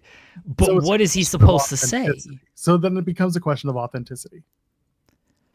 Okay, if you don't think he's being authentic with the answer, then fine. That's your belief of how you view him. I understand that. Maybe you do want a different answer because there is definitely, I listened to the Rogan podcast. He treated that podcast a whole lot differently than he did That's what he does. Bill Simmons or the Van Fleet interview. And that's what he does. He shows up. He's got suit and tie for Van Vliet. Yeah. He's got, he's doing Tom Rinaldi. He's in character with his jorts. Did I say Tom? Yeah, Tom Rinaldi. Yeah. And then he's doing Rogan. He was broing down with Rogan. Same thing. He's never, again, going back to authenticity, he is never an authentic person. I think that's really what it comes down to, is that he's talking in the John Cena character dependent on the person who is talking to the John Cena character he needs to employ. So if he's talking to Tom Rinaldi and it's for WWE, then you're going to get John Cena WWE character. If he's talking to Chris Van Vliet, you're most likely getting John Cena WWE character because he's wrestling adjacent to Chris. You're getting Joe Rogan, you're going to get John Cena bro who's now in the movies and used to be a wrestler and maybe likes UFC. I don't know if he talked about liking UFC. This is 2.5 hours and I don't like Joe Rogan. But like the point of all this being, he just doesn't, there's nothing authentic. I keep going back to the word authentic because nothing that he says makes me want to continue to listen to his ways about life or the business or anything, because he just doesn't come off as real. And people continue to say like, oh, he's great, but he's kind of whittling away at the greatness. We talk about when he lost the title and how he never said, oh, Cody was the better man that night. He never put over that Cody. He just moved on, and he never, this again, giving back to the business. He never gave the rub back to Cody, saying, Cody beat me. I was a lesser man that night. They had to feud up. They had to go into the feud with Brock. They didn't, though, because they could have had John Cena in a very easily scripted opening SmackDown segment line say, Cody Rhodes, you were the better man. Congratulations, you're the new WWE champion. Wear with pride. You're the guy. Whatever it is. How is it an issue? Is that if this guy is supposed to be moving the company forward or moving the business forward and passing the torch, quote unquote, just saying, okay, we're going to have exhibition matches between NXT guys and WWE guys ain't the way to do it. Showing up on a pre-tape to do NXT Deadline, where God knows if he actually knew the people he was going to be giving these names out for, doesn't actually move the business forward.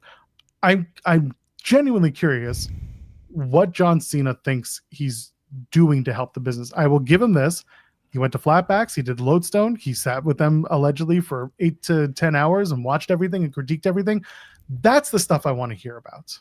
I want to hear. But this is stuff that he does all the time. But this is stuff that we're not talking about. This is not the. Well, somebody should fucking ask him then, Joel. Don't get me wrong. They should be. They should be. But instead, we're getting them asking, "What's your favorite part of your career?" And he's just like, "Yes." Not. But again, you're not getting he's dressing for the occasion, and it's not real. Okay. I'm gonna address a couple things. No. The whole like, oh, it's not moving the business forward of doing the NXT exhibition matches.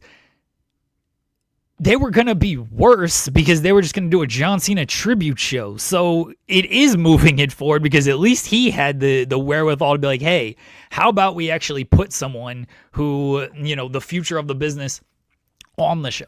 He didn't book his last match against Gunther. I don't know who John Cena wanted to face. For all we know, he wanted to face Carmelo Hayes. But he didn't book it against Gunther, who was already established and everything. This is not... Look, could he... Yes, I'm sure if he said, this is who I want to face, this is who he could have faced in his last match. I do think Cena should probably put his foot down a little bit more. He's John fucking Cena and be like, nah, this is what we're doing out here. What are they going to say?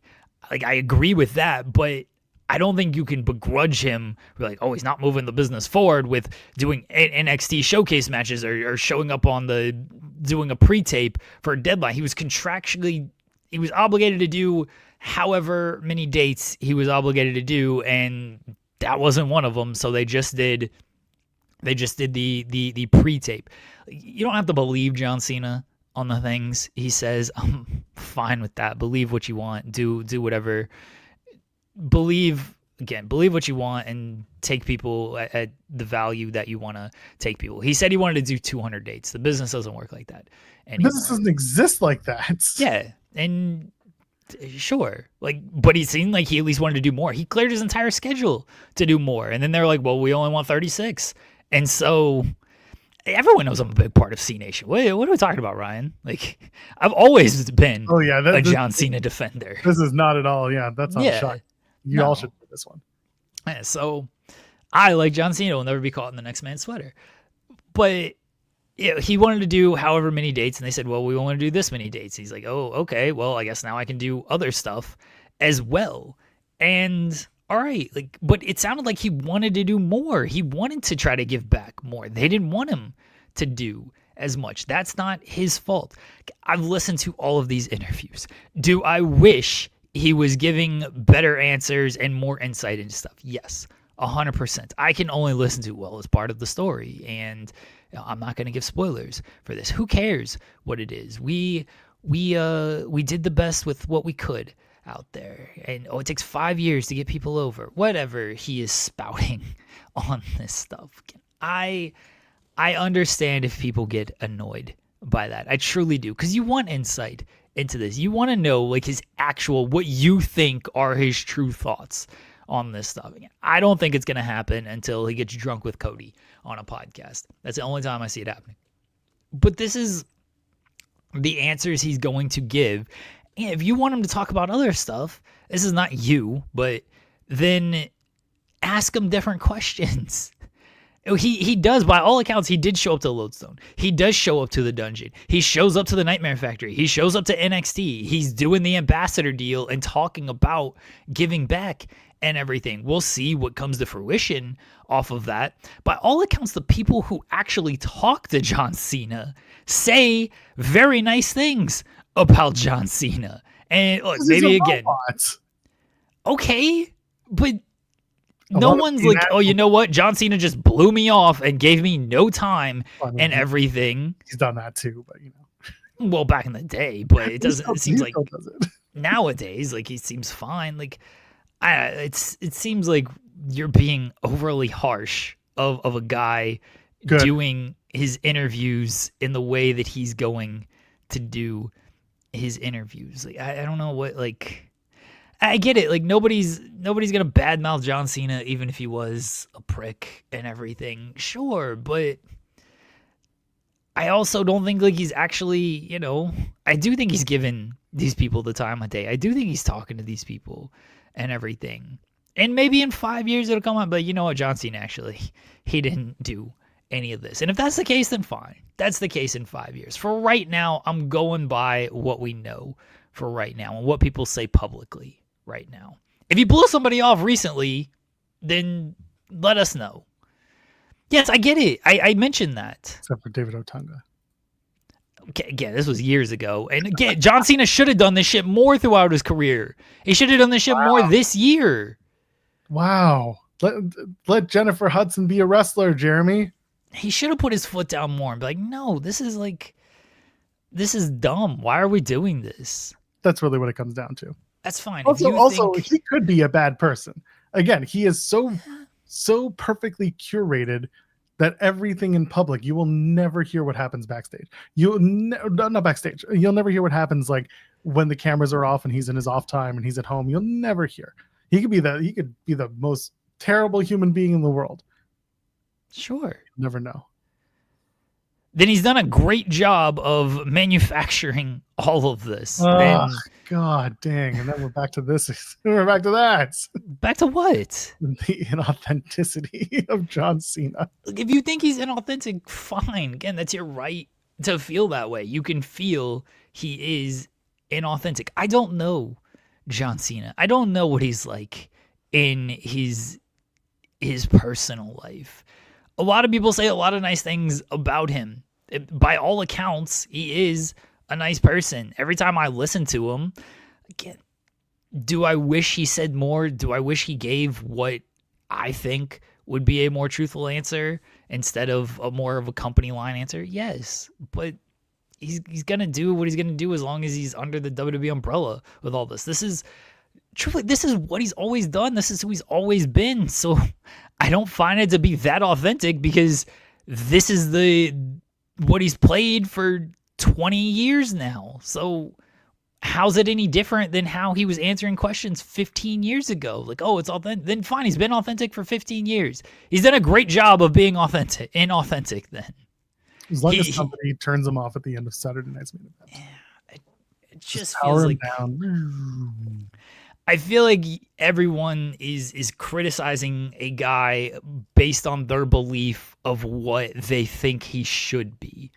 And I don't think that's very fair because I I could say the same thing about myself of all right, I come on this show and people have some type of perception about me and I question if I'm being authentic all the time. I was like, is this the person that I am? Like all the self-doubt. Hello, Sean. Do you think John Cena is inauthentic? The thing I love about life is there are opinions and perspectives. Yeah. And everyone is entitled to feel the way that they feel in any given point of time. I personally don't like to even think, much less have opinions about things. So I would have to answer that with who the fuck cares? Of course, yes. Profound. I'm 14 and this is deep. You know, authenticity is going to do what authenticity does. Stop it. Stop it. Both of you. I hate this game. How are you today? Oh, we're Sean? gonna be talking about this at length on the hump, of which Joel Pearl will be joining me on. That's unfortunate. I know, right? There are worse. I mean, things. listen, I'm getting about to the point to where I ask Oh fuck! I gotta move you shows. to join me one day. I can't. I gotta go pick up my kid at 2:30. I know, that's why I haven't. Yeah, I got things to do. And too many kids to drive around at that time I slot. felt like December is a good time to like highlight our own actual fair. co-hosts Yeah. and promote some of that stuff. A little in the weeds exclusive. When I asked, it was like at the beginning of November, like, Jimmy, do you want me, you coming back? And he's like, just book through the end of the year already. And I said, all right, that'll be easy. I mean, one of those is Christmas Eve, one of those is New Year's Eve. So I don't know what I'm doing there. Do a clip show. Do a clip show. That would require me to create clips. Rob Wilkins can do clips. I don't know. Oh, I got boy. nothing here. He does do clips very well, but like to ask him to go through 50 hours worth of the hump. Yeah, I got to put a clip show together for our Christmas show. Who? Me. I'm doing this. Oh, that's right. Can put one together for mine. I don't know about all that. 'Cause I actually know like when I did the stuff on my own show, so it's very easy to find. I don't have to like go back and watch a bunch of stuff.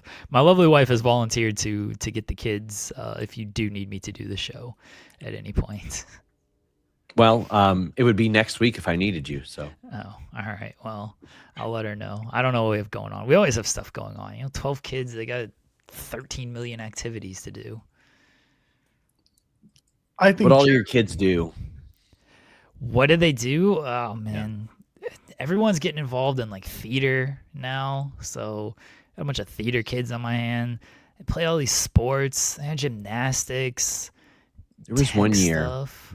There was one year I had baseball, basketball, 4-H, choir, I think like FFA, everything. And then it'll get you to the point to where you're just like, well, I'm not doing any of this anymore. Yeah, my tiny one wants to do like everything. Like, Yeah. I just all the activities, and we're like, you realize there's only so much time in the day for all of this. Like, if you're gonna do this, you might have to like give up on this. There, you might have to pull back on this. Listen, this is an easy one to add because it's not like they're going to be answering any questions. What do you want for dinner? Dinner is such a subjective thing. Ultimately, it is macronutrients and caloric intake, and it's all about sustenance. It's going to like whatever you're making, that's fine. I need your kids to be as trollish as you. I need that to eventually happen. Oh, he's working. Oh, my tiny one, she's a mini me. Yeah, I've turned her into a little mini me for the most part. So, yeah, that'll That'll happen at some point. So like when I was in college, instead of living on campus, I lived with my grandmother, and she became a troll as a result of hanging out with me. I respect it. And it was very funny. It legitimately was hilarious. There was one time a girl was like, "Oh, I saw your grandma at the salon." I was like, "My grandma does not know who you are. Do not go talk to her." She's like, "I'm going to go say hi." And she did. And my grandmother looks at her and goes, "Do you know how many girls he brings in and out of that house on a weekly basis?" And I didn't, but I couldn't be mad. It was objectively funny. It was a hilarious thing to say. And I warned her, don't do it. Listen, sometimes you got to iron sharpens iron with the trolling, you know, and I respected it. Yeah. You've credited me for making you more petty over the years. Yes. Yeah, which is funny because you don't care about the social media thing. No. And you best believe yesterday when the Cena Van Vliet thing dropped, I was like, let me scroll through my bookmarks. But as it turns out, Jeremy, I'd already replied to those bookmarks months ago. Just kept them bookmarked. I just kept the bookmark. And You I was like, you know what? You so this was Yeah, we're running back. I should do that. Not a bad idea. But listen, I'm trying to new December, new me, I guess. Nah, you're already 10 days and you've broken listen, I don't do a lot of that these days. Too busy. Too busy. That's my excuse. I'm too busy working on other stuff to reply to I people. am. Like, I've picked up more work this year than I've done in a long time because we expanded so much. But I'll still drop the occasional receipt. Listen, if it's just common criticism, that's one thing. But if it's like, never believe these BS dirt sheets, and I'm like, you are the exact fan they want. Good for them. Good for them. And now that they're in with the UFC, it's even better. UFC loves it when a guy doesn't fight for 2 years. They book him in a fight. And when Hawani says something about it, fans are like, just go watch PFL instead. All right, buddy. Yeah, UFC. I mean, Dana started the whole rail against journalist stuff. So when he's calling Loretta Hunt C words out here. You remember when he had like a supercut highlight reel put together? Yeah. Yeah. It was anyway, because he did the vlog, you know, now it's embedded and everything, but it used to just be like Dana's vlogs leading up to fights. And all he would do was just like bury everything he could bury.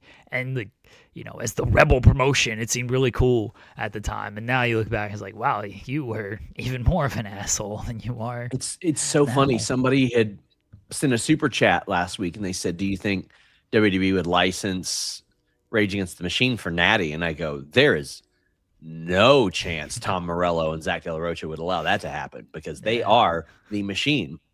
Funny enough, that's Dana White's favorite band. I bet they hate him. It's always like that. Always like that. Yeah. Which, to be fair, I'm pumped that UFC is going to be on Paramount because, Jeremy, you and I have often talked about how the quickest thing to make you a casual MMA fan is covering MMA. Yes. I have since the moment we hired James Lynch to take over full time, I have not watched a full UFC main card. Like at least not as it happens. I ain't doing that. No way. Like I watch like select fights. I don't know who half of them are most of the time, but I was like, select this fights. We need to do that on Fightful Select. You know what? I still do have a bunch of skits of me and Joel. I need to just turn them over to Joel and be like, what? I can't remember the order. By now, we could just run them, and it doesn't matter. No one's gonna even question it. Nobody will question it. The only reason I stopped on my show is because people don't let me have fun. So. Well, that's fun is over here. This is what this show is. We're the fun show. I guess if it shows me beating someone with a giant dildo on this show, it goes a little bit easier. Yeah. Honestly, our crowd would probably understand it better. It's true. Fair. I'll see what I can do about that. I'm getting off of here. Joel, I'll see you in 2 hours. Jeremy, I'll see you in a week. Bye, Sean. Oh shit. All right. You're in on it now, pal. I need that confirmed because I do need to like check with my wife to make sure this can all work out. 'Cause again, like she says she can pick up the kids, but then we come to find out like, oh, there's an appointment on this day, so actually she can't run around as much as she thinks she can. So I do need to like get that all confirmed to do this. But I know she'd be willing to do it if I am needed. I'm just gonna troll Sean the entire time. Like That's fine. That's what we're used to. You know how you control them best? You can head over to auraframes.com and use the promo code FIGHTFUL. Get them $35 off. Send an Aura frame to Sean Ross Sapp. And when you send it to him, you can upload photos of you and all of the bits you've done over the years. I'm talking chocolate syrup. I'm talking gloves. I'm talking Sting. I'm talking all the... Yeah, that's right. There have been a lot of bits. Yeah. I'm talking Psychosis Leg Drop. I'm talking everything. You can laugh. Send him the video of you and Holbert just laughing over Crown Jewel and Goldberg. Oh, so many things. You just go over to auraframes.com, auraframes.com/fightful. Get you $35 off. Get the Carver mat. Once again, #1 from Wirecutter. Legitimate magazine, periodical, if you will. They named it, and you can get it over at auraframes.com. And you can send those photos and upload them using the Aura app. And it's easy, and it's simple, and you can do it the best way by trolling your friends and your bosses, your neighbors even. You have so many opportunities to do the funniest thing, and you can do it at auraframes.com using the code FIGHTFUL. Get you $35 off. Send it in a nice, beautifully gift wrap box for you this holiday season. No more shopping. No more having to look at Winners and Marshalls and things like that. Canadians, hello. I know you know what those places are. Spent way too long in there yesterday. I was tired. Your boy was tired, and I should have just gone to auraframes.com/FIGHTFUL and gotten the money, but instead, I didn't do it, and now I'm regretting it. So now Jeremy's gonna get the deal. He's gonna get the frames. He's gonna send them to Sean, and everyone's gonna have a happy holidays using auraframes.com/FIGHTFUL. Doug, I haven't forgot about you. You can still get in on this deal.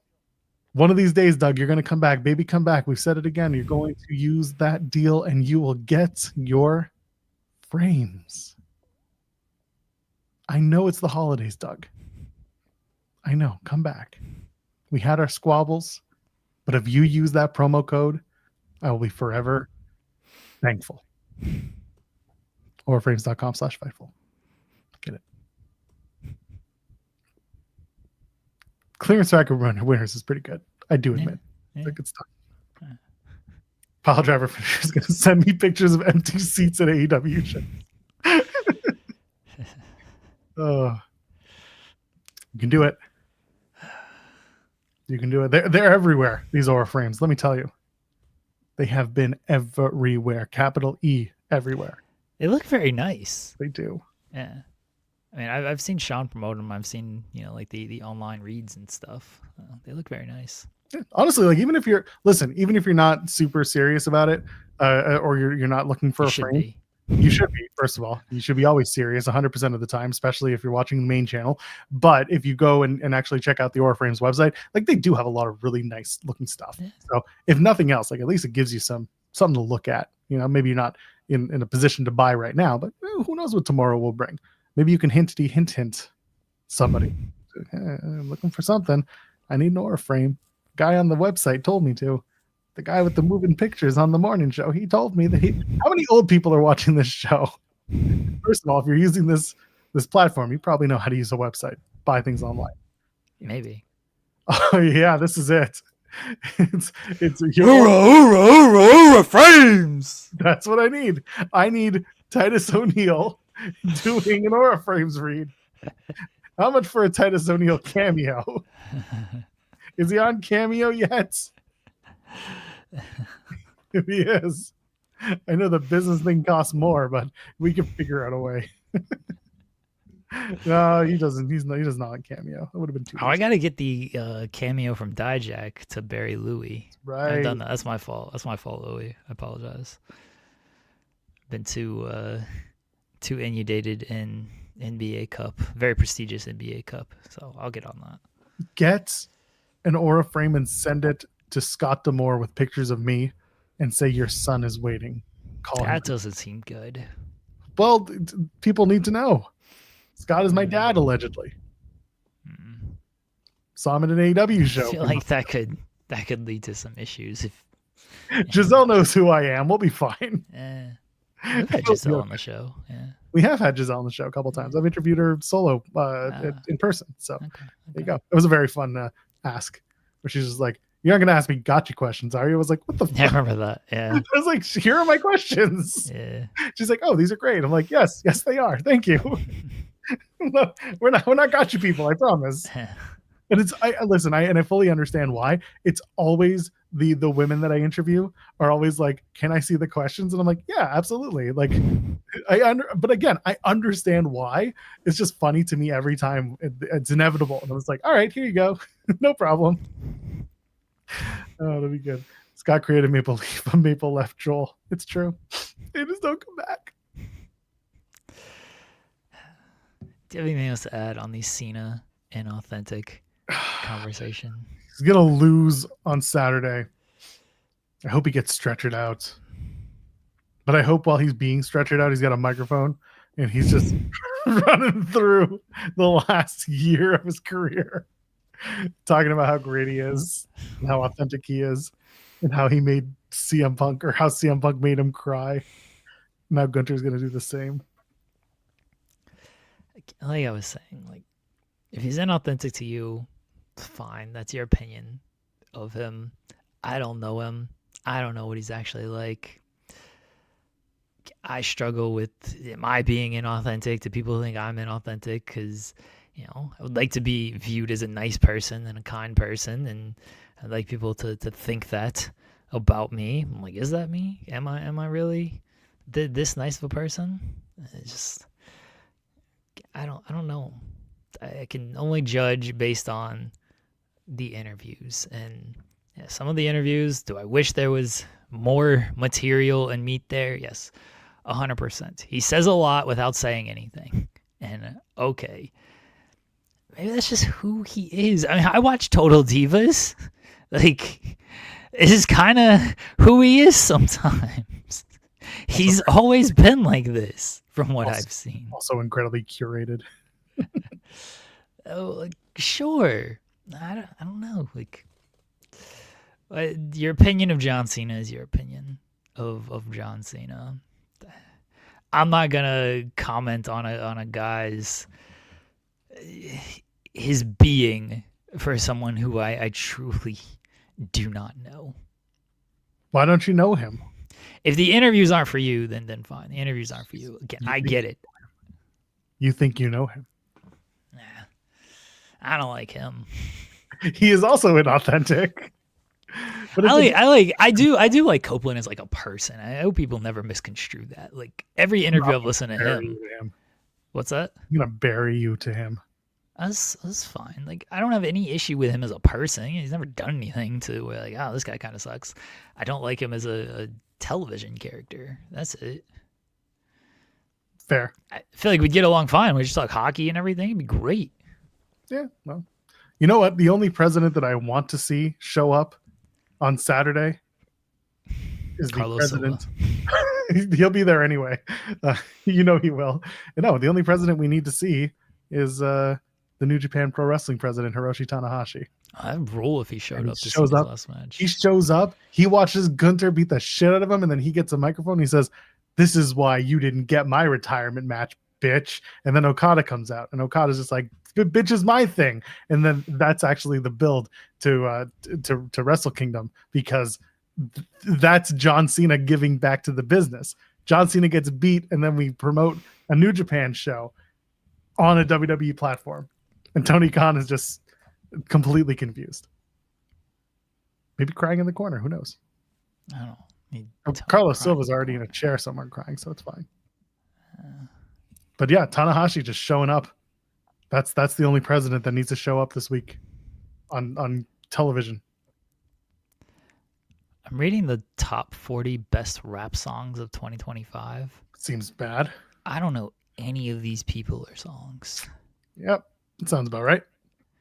Louis, you got to help me out here. Louis actually listens to rap. Maybe someone else does, but I know Louis does. So Nino paid. Tomorrow will be better. I don't know who that is. I don't know. Will tomorrow be better? According to Nino paid, it will. Well, nobody knows who he is apparently, so it doesn't matter. Nobody being you. Pluto and YK Nice, Whim Whammy. Who could forget? I feel like this is a song I would hate just based off the name alone. Number 3 is Fly Anakin, My Word I Can't Say. What? No, I understand what you're saying, but Okay. what? All right. Ridiculous. That's number 3. Okay. Number 4 is 509 BMG. Uh-huh. Special request, all nice and decent, real word I can't say. Stop hating. That's the name of a song? It's a long ass name for a song. Yeah. There's no need for this.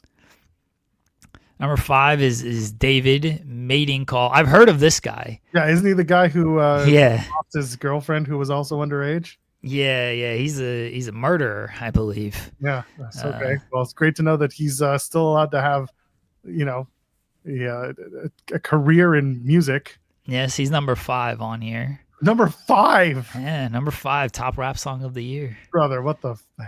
Number 6 is Playboy Cardi. I know Playboy Cardi. I've listened to Playboy Cardi. You know a Playboy Cardi concerts. Yeah. OPM Babby. I don't know what song this is. They all sound the same to me. Couldn't tell you. Yeah, that's number 6. Number 7, Babyface E PTP remix. Okay. Yeah, I know nothing about this. Okay. All right. Number 8 is Ivy's Madoka. What? I don't know. Number 9 is Xavier So Based Uncomfy featuring Osama-san. I know him. Yeah, I feel like I've probably heard this song because the kids will play this song most likely. It all sounds the same to me. Wow. And number 10 is Mimi KDS Say Mimi.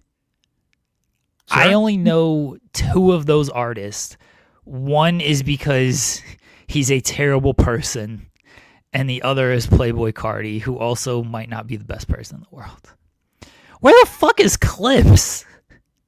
Too old. I'm sorry. Louis. What is this, Louis? What's happening? Young Boy is on here, right? Young Boy Never Broke Again. Number 15, Boss Main Delo. I don't know. I have no idea what we're doing here. These are the top 40 rap songs. Yeah. Good. All right, there's a rapper called Dragnuts. Very funny. All right, that was okay.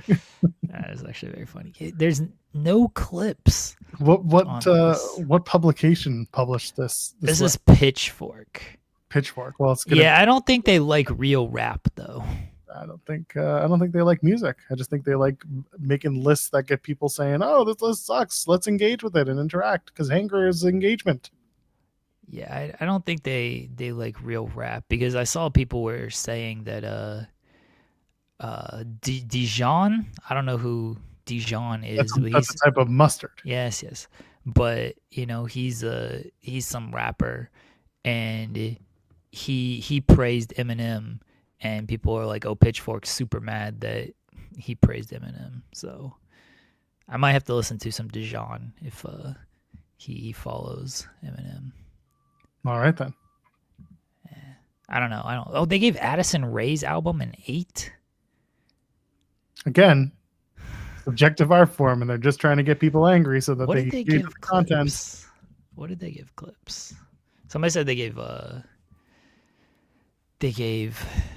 GNX a terrible review. Oh, they gave Clips a 6.5. Yeah, no wonder they didn't put them in there. Okay, yeah, they don't know rap. They suck. Oh, good. I'm glad we just spent the last 5 minutes doing this just to come back to it's garbage. Yeah, they suck. AW Dynamite. Speaking of, no, I'm just kidding. For the bit, it would have been perfect, but Yeah, AEW he should have gone with it as just as a hater. people are weird. AEW Dynamite Winter is Coming is tonight. Winter is coming, and so am I. December 10th. That's where we are. Atlanta, Georgia. Almost sold out, or at least all of their tickets are out. Apparently, Sean was saying there was an internal memo sent around that said no comps tonight Wow. for AEW. So there you go. If you want to go to the show and you know a wrestler, too bad. Pay for it. They're like $30. You can go, I'm sure. There's not that many tickets. Anyway, if they open up more sections, great. I hope they do because it could be a really fun night for them. You got the Continental Classic Gold League action. Kyle Fletcher takes on Speedball.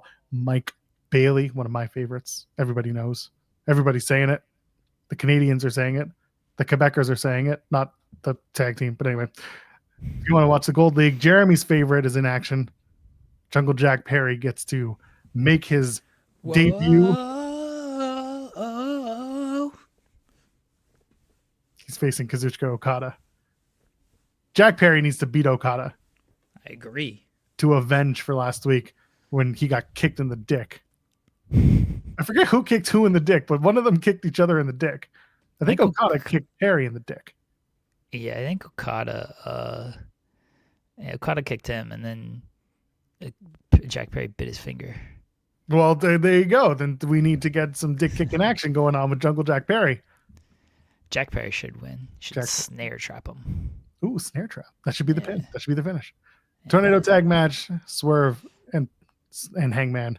They're going to take on Katsuyori Shibata and Powerhouse Hobbs. This should be a really fun match. They can beat the shit out of each other. Look forward to that one. The AW Women's World Tag Team Championship Tournament Final. The Babes of Wrath take on Toni Storm and Mina Shirakawa. I feel like that match, Timeless Love Bombs are going to win the tag titles. But at the same time, there is credence to giving Harley Cameron her first title in AEW. Could be a big moment. People will be excited for that. Willow's won. Yeah, Willow was a TNT champion. TBS Yeah, champion. Willow won the TBS champion. Yeah. Okay, so for Harley, it could be her first one. That could be fun. And in the presumed main event, the AEW World Championship is on the line. Samosa Joe defends against Eduardo Kingston. Looking forward to that. Should be a very fun match. I hope it delivers. I'm sure it will. Those two guys are going to beat the shit out of each other, and we're going to enjoy it. All tonight on Dynamite. Go watch it. Or don't. I'm not your boss. I'll be watching the NBA Cup. I don't care about wrestling See? tonight. Great show, but also not going to watch it. I understand. I get it. I would do the same. I'm watching NBA Cup. Well, it starts at 7:30. And gotta get in the mode of being pre-disappointed with the NBA Cup. Good games tonight. Yeah, the Raptors still winning. No, they lost last night in the NBA Cup. They actually got kind of smoked by the Knicks. Is it a single elimination tournament? Yeah, it's in the semifinals now. Yeah. Oh, that's sad. Oh, it was the quarterfinals technically. But yeah, they made it all the way to the quarterfinals. They did well in the round robin. Okay. I played like trash lately though. I'm very confused as to what the NBA Cup is. Don't explain it. It's fine. I don't need to know. I can look it up on my own time. It's not difficult. It's a round robin tournament, and then it's like the Continental Classic.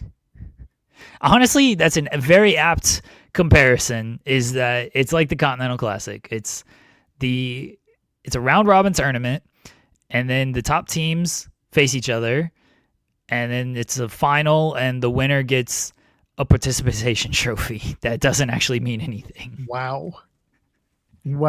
And y'all think I hate AEW. Jeremy Lambert's out here burying the C2. That's literally what the NBA Cup is. It's the annual cheat code for engagement. I get it.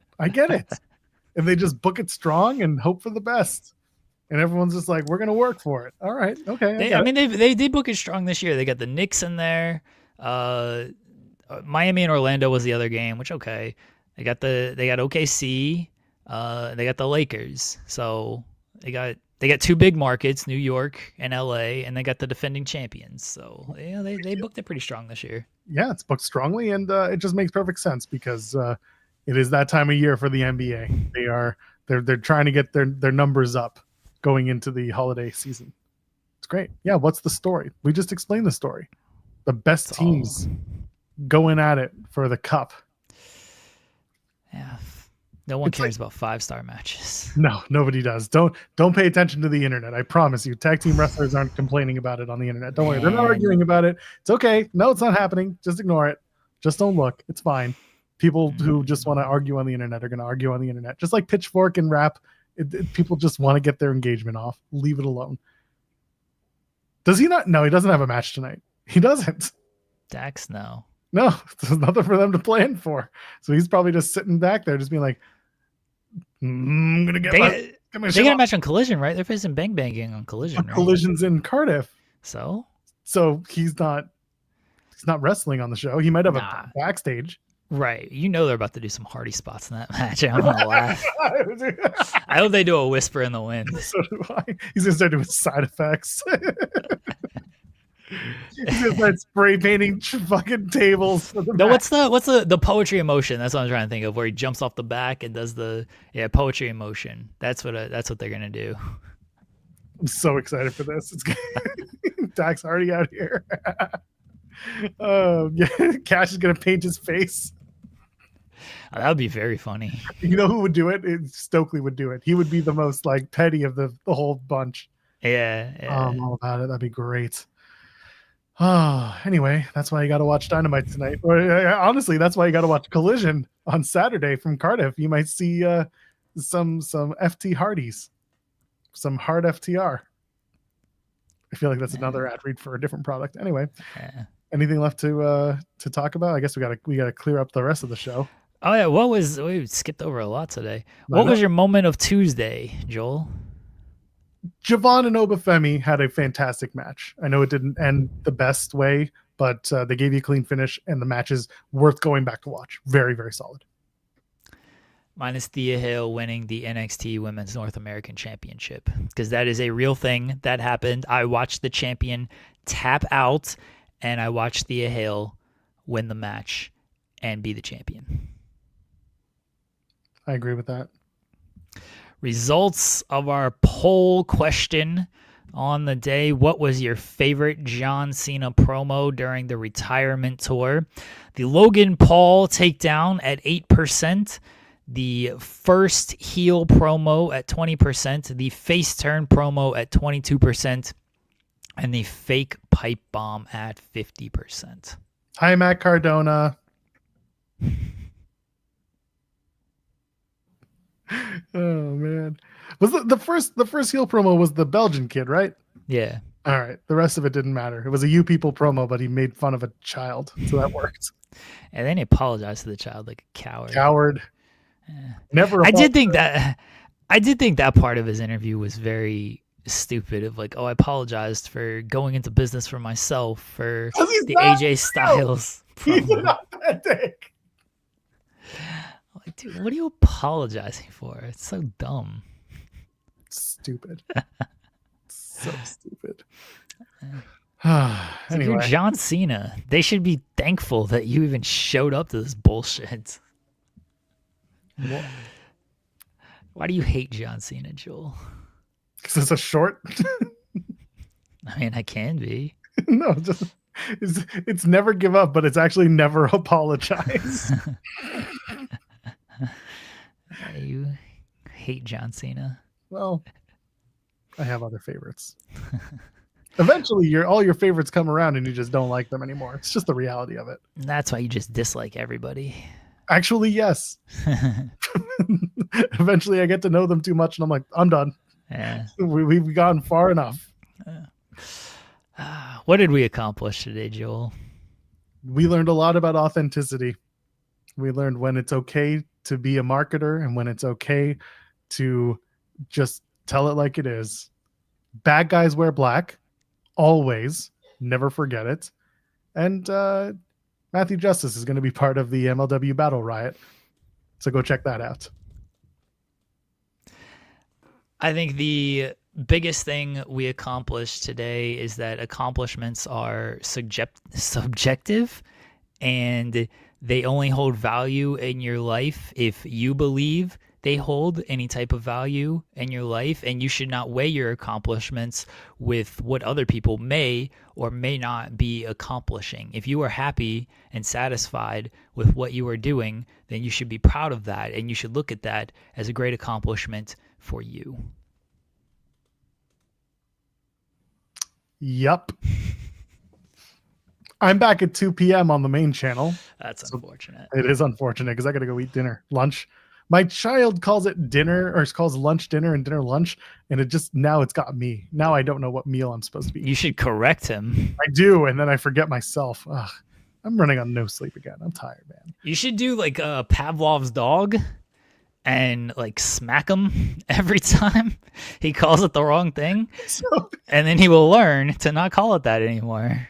The weirdest, sorry, I'm going to get into this for a second. The weirdest Pavlovian thing we have going right now is, so there's a playroom in our building. And it's like a kid's playroom where they can go and there's a bunch of toys and like they can go and just like have fun and play.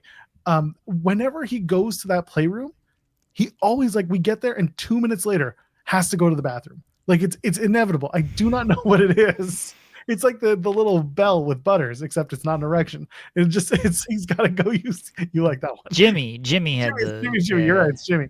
And yeah, it's just so strange. It's like, hey, buddy, you want to go to the playroom? Yeah. We get down there, and like 2 minutes later, and what sucks is that there is no bathroom on the second floor, like a public bathroom, because it's on a floor that's like a residential floor. So you got to either go all the way back up, or you got to go down to the main floor and use the bathrooms that are there. It's such a weird situation. So speaking of bells and Pavlovian responses, it's like, want to go to the playroom? Sure. And I'm like, can't put a fucking timer on, and 2 minutes later the kid's gotta go to the bathroom. It's like, all right. You should still smack him when it comes to lunch and dinner. No. Can't do that. Anyway, Daddy, I want dinner. It is lunchtime. Always tell him. He'll come in and at the end of the day, his mom brings him home from school. He's like, what's for lunch? I'll be like, what did you have today for lunch? And he'll be like, huh? I tried to turn it around on him. It is dinner time. He's going to learn not gonna one of these ways. No. Someone asking the Jags make the playoffs as WWE Center representative. Sure. Whoever the Jaguars want. Oh yeah, I mean, if they make the Super Bowl, yeah, they'll still send people to do Media Row. Like they just won't talk about the Jags. Someone will make the connection, or if they will, then we're like, who cares?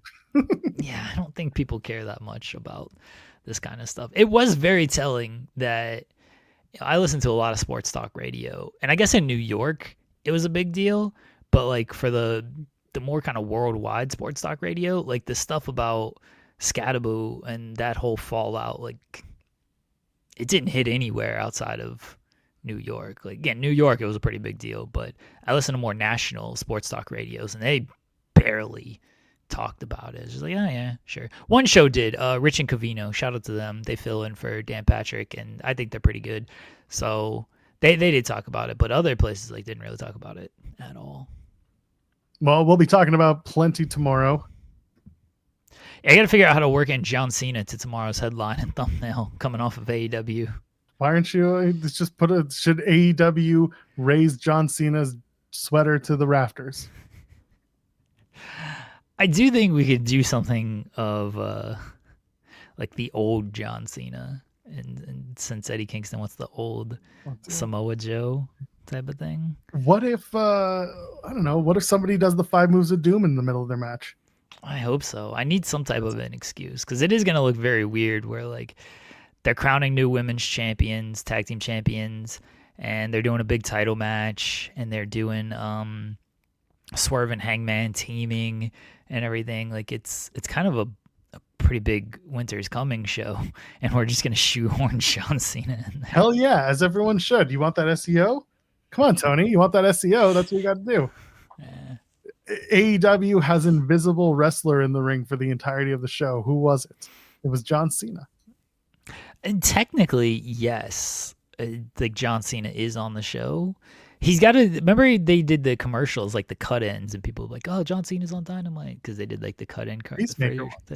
Yeah, Peacemaker. Yeah, so we need that. So if John Cena Peacemaker promo or any John Cena promo appears, get a screen grab, and it'll be like John Cena on AEW television. Okay, Ryan's kind of on the right track here. Not so much of, I don't think Cena ever did face off with FTR, but the John Cena 5-star match debate, since that is kind of a topic. Oh right boy, now. I think this actually might be it. All right, you'll have to give me some of your some concepts of a plan, and we'll see what we can do. I think this might be it. Do 5-star matches matter? And then it's John Cena in front of the Winter is Coming logo, because there's going to be some really good matches on this show. 5-star matches are stories. John Cena in front of the Winter is Coming logo. There, Joel. I just gave it to you. There you go. Send it to me again so I can put it together in the thumbnail format. So I can ask AI to generate. No, I'm just kidding. I never use AI. Fuck AI. Anyway, tomorrow SP3 and Jeremy are back to talk Winter is Coming and plenty more. And I'm sure John Cena will come up in conversation because that's just one. Yeah, 5-star matches are stories. That's going to be the overarching topic tomorrow, since that's what everybody wants to hear about. Invite Dax onto the show and have the conversation. That'd be fun. I think we got a better chance of getting Matt Hardy, but I love that Dax on. We should. You should get Matt Hardy on the show. That'd be fun. I like Dax. Like I don't have any issue with him. Well, I'm not saying we have an issue with these people. Okay. There are very few people with whom we have an issue in wrestling. Most of them are working the KNS WrestleFest. Anyway, so we'll be back tomorrow, 10 a.m. Eastern. Jeremy and SP3 covering the show. I'll be maybe paying attention from afar, but I've got other stuff going on. So, that's just me. Jeremy, anything to plug before we get out of here? No, never. Watch Joel on the hump, I guess. It'll be perfectly okay. As long as I get fine. Food. It'll be fine.